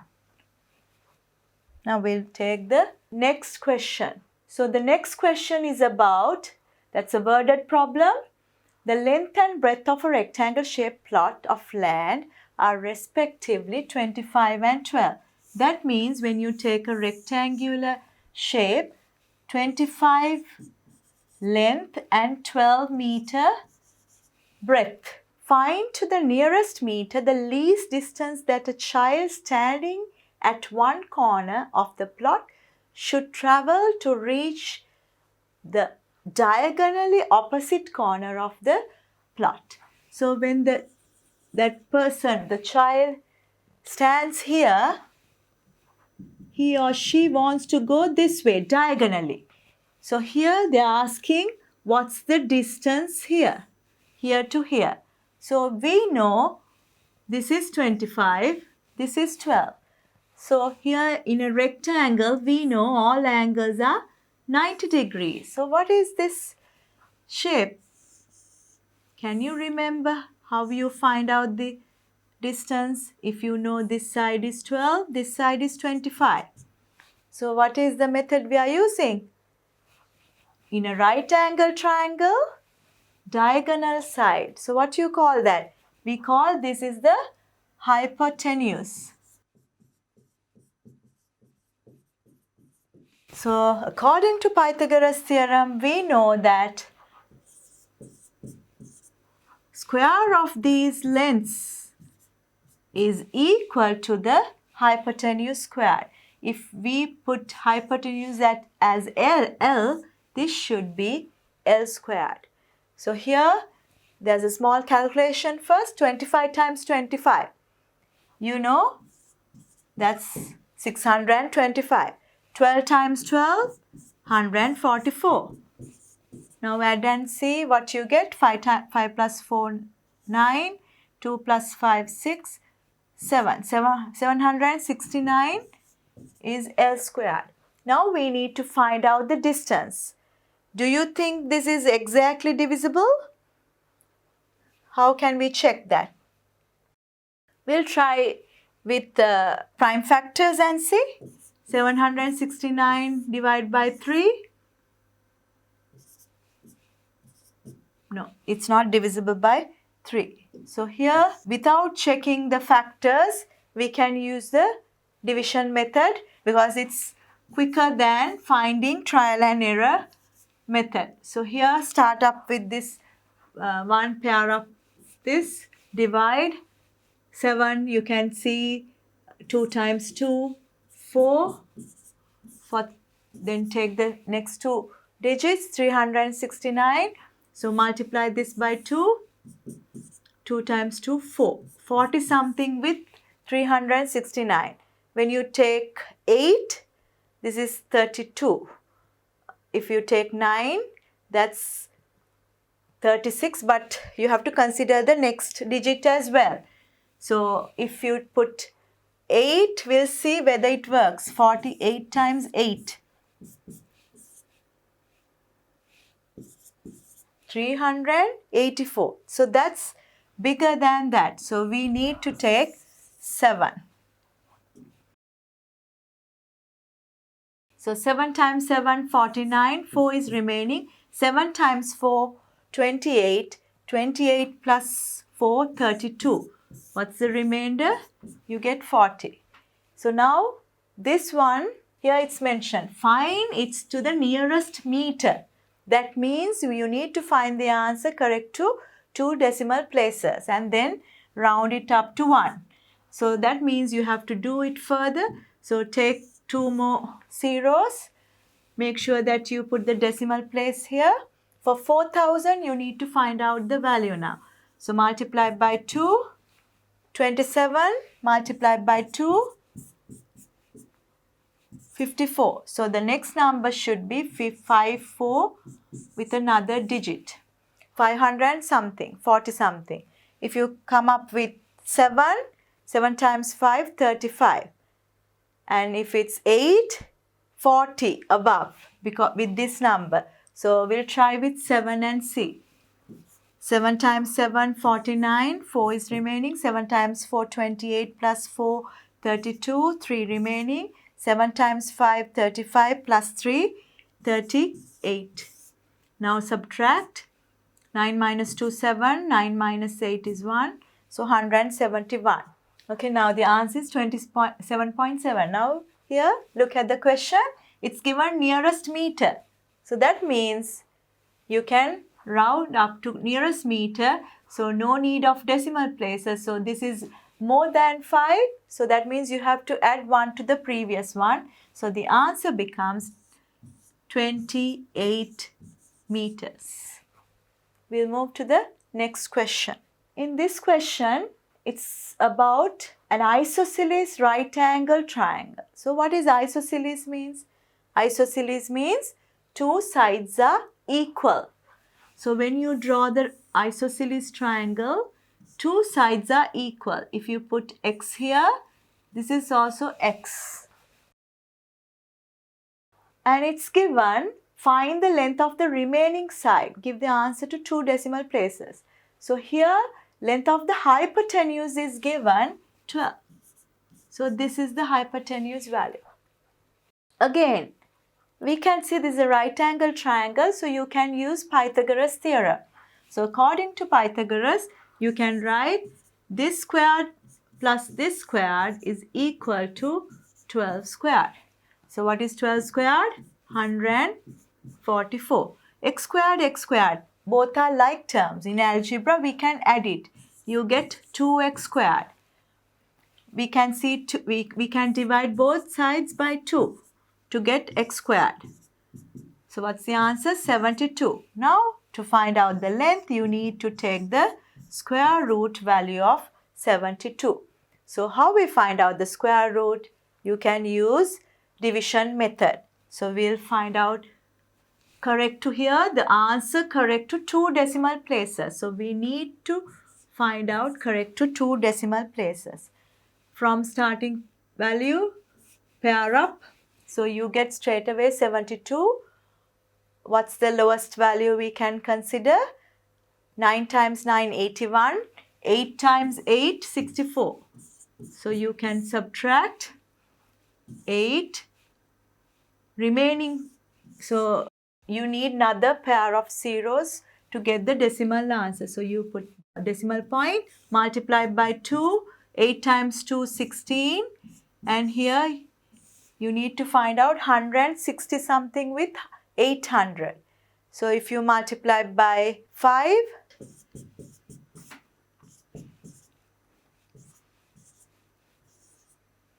it's more than that. So that means we have to take less than that. So we'll take 4. 4 times 4, 16. 1 is there. 4 times 6, 24. 25. 2 is there. 4 times 1, 4. 4 plus 2, 6. So here 9 minus 5, 4. 1, 4, 44. So here we need 2 decimal places. So we need another pair. So 84 multiplied by 2. 84 multiplied by 2. 168. So the next number is 168 with another digit. 1600 something with this. So check up again. If we put 5, it's like 8. 7, we'll check with 6. 1, 6, 8, 6 with 6. So that's okay. We'll try 7.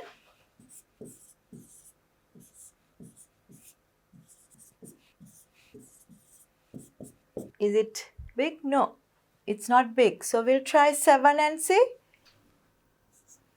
When you put 7 here, 7 times 7, 49, 4 remaining. 7 times 8, 56 plus 4, 60, 6 remaining. 7 times 6, 42, 42 plus 6, 48, 4 remaining. 7 times 1, 7, 7 plus 4, 11. So we'll check this out by subtracting. 10 minus 9 is 1.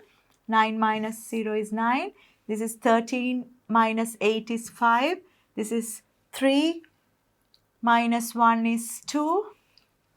That's too big. So that means it will work with 8. Too big with this. So that means you have to try with 8. So I'll erase this part. So here 1, what's the answer here? 1, 6. We have to check with 8. Multiply by 8. 8 times 8, 64. 6 remaining. 8 times 8, 64. 64 plus 6, 70. 7 remaining. 8 times 6, 48. 48 plus 7, 55. 8 times 1, 8. 8 plus 5, 13. So here subtract this. 10 minus 4, 6. 9 minus this. This is 13 minus 5 is 8. So here 3 minus 3 is 0. So 896. Now we need another decimal. Take another pair. Another 1 pair. And see 848 multiply. You need to multiply it by 2. So we'll see 848 multiplied by 2. 2 times 8, 16. 1 remaining. 2 times 4, 8 plus 1, 9. 2 times 8, 16. So here 1696. So the next number you are getting is 1696 with another digit. So here 1, 2, 3, 4, 5, 5 digits here. Look at the first digit. If you multiply it by 5, 5 times 16, you get 80. But if you take 6, 6 times 6 is 36, 3, 6 times 6 is 1, 9. So that means more than that. So you need to take 5. We'll check it out. 5 times 5, 25, 2 remaining. 5 times 6, 30, 32, 3 remaining. 5 times 9, 45 plus 3, 48, 4 remaining. 5 times now 6, 30, 34, 3 remaining. 5 times 1, 5, 5 plus 3, 8. So now no need to do the subtraction because we have already the decimal number. So we can round it up to 2 decimal places. So what's the answer? So the answer becomes 8.49 because 5 is the next number. So you have to add 1 to that. So we'll move to the next question. Last one, it says there's a pattern given. Which term of the pattern is the number 729? So when you are taking the sequence, here you are asking what is 729 is. But we have to first look at the pattern. You know all perfect square numbers. So what is 9? 3 squared. What is 16? 4 squared. What is 25? 5 squared. You know these are square numbers. So it's easy for us to find out which number is 729 by taking the square root. Now here if it's x is the number, x squared should be 729. So we'll use that method. 729, use the square root method to find out the answer. Here definitely these are whole numbers. So we can use the prime factor method. We'll check whether it's divisible by 3. Again, you can divide by 3. 81. You can divide by 3. Divide again by 3. Again 3 and another 3. How many pairs are there? 1, 2, 3. So you get 3 squared, 3 squared and 3 squared and take the square root. When you are taking the square root, the power get cancelled out and you get 3 times 3 times 3. So you get 3 times 3 is 9, 9 times 3 is 27. So here 729 is 27 squared. Now what they are asking is a number pattern, which term? Now we need to think about which term. The number is 27. Now here 3, 4, 5. The number is 27 is there in the pattern. How we do that? So here in this one, can you remember in grade 9, you have done this arithmetic sequence, or when you can see the pattern is adding equal amount. So in this case, always adding 1 there. So how we find out the term? So we need to rewrite and see what's the term is.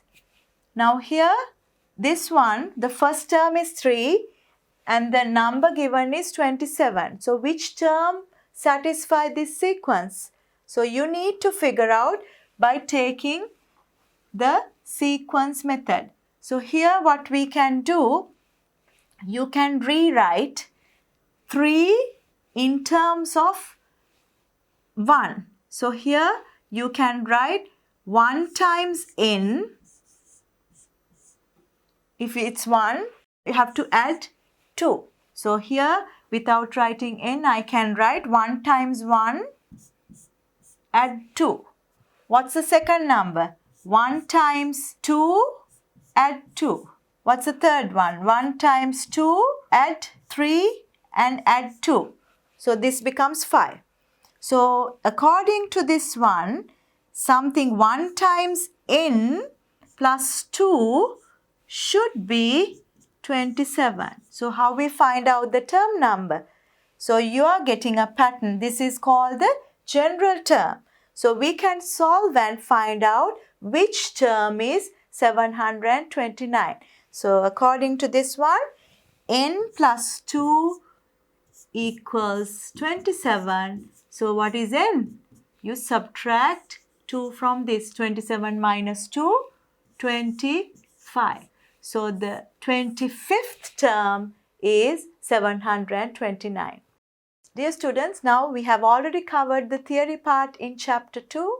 So here, what are the things we covered?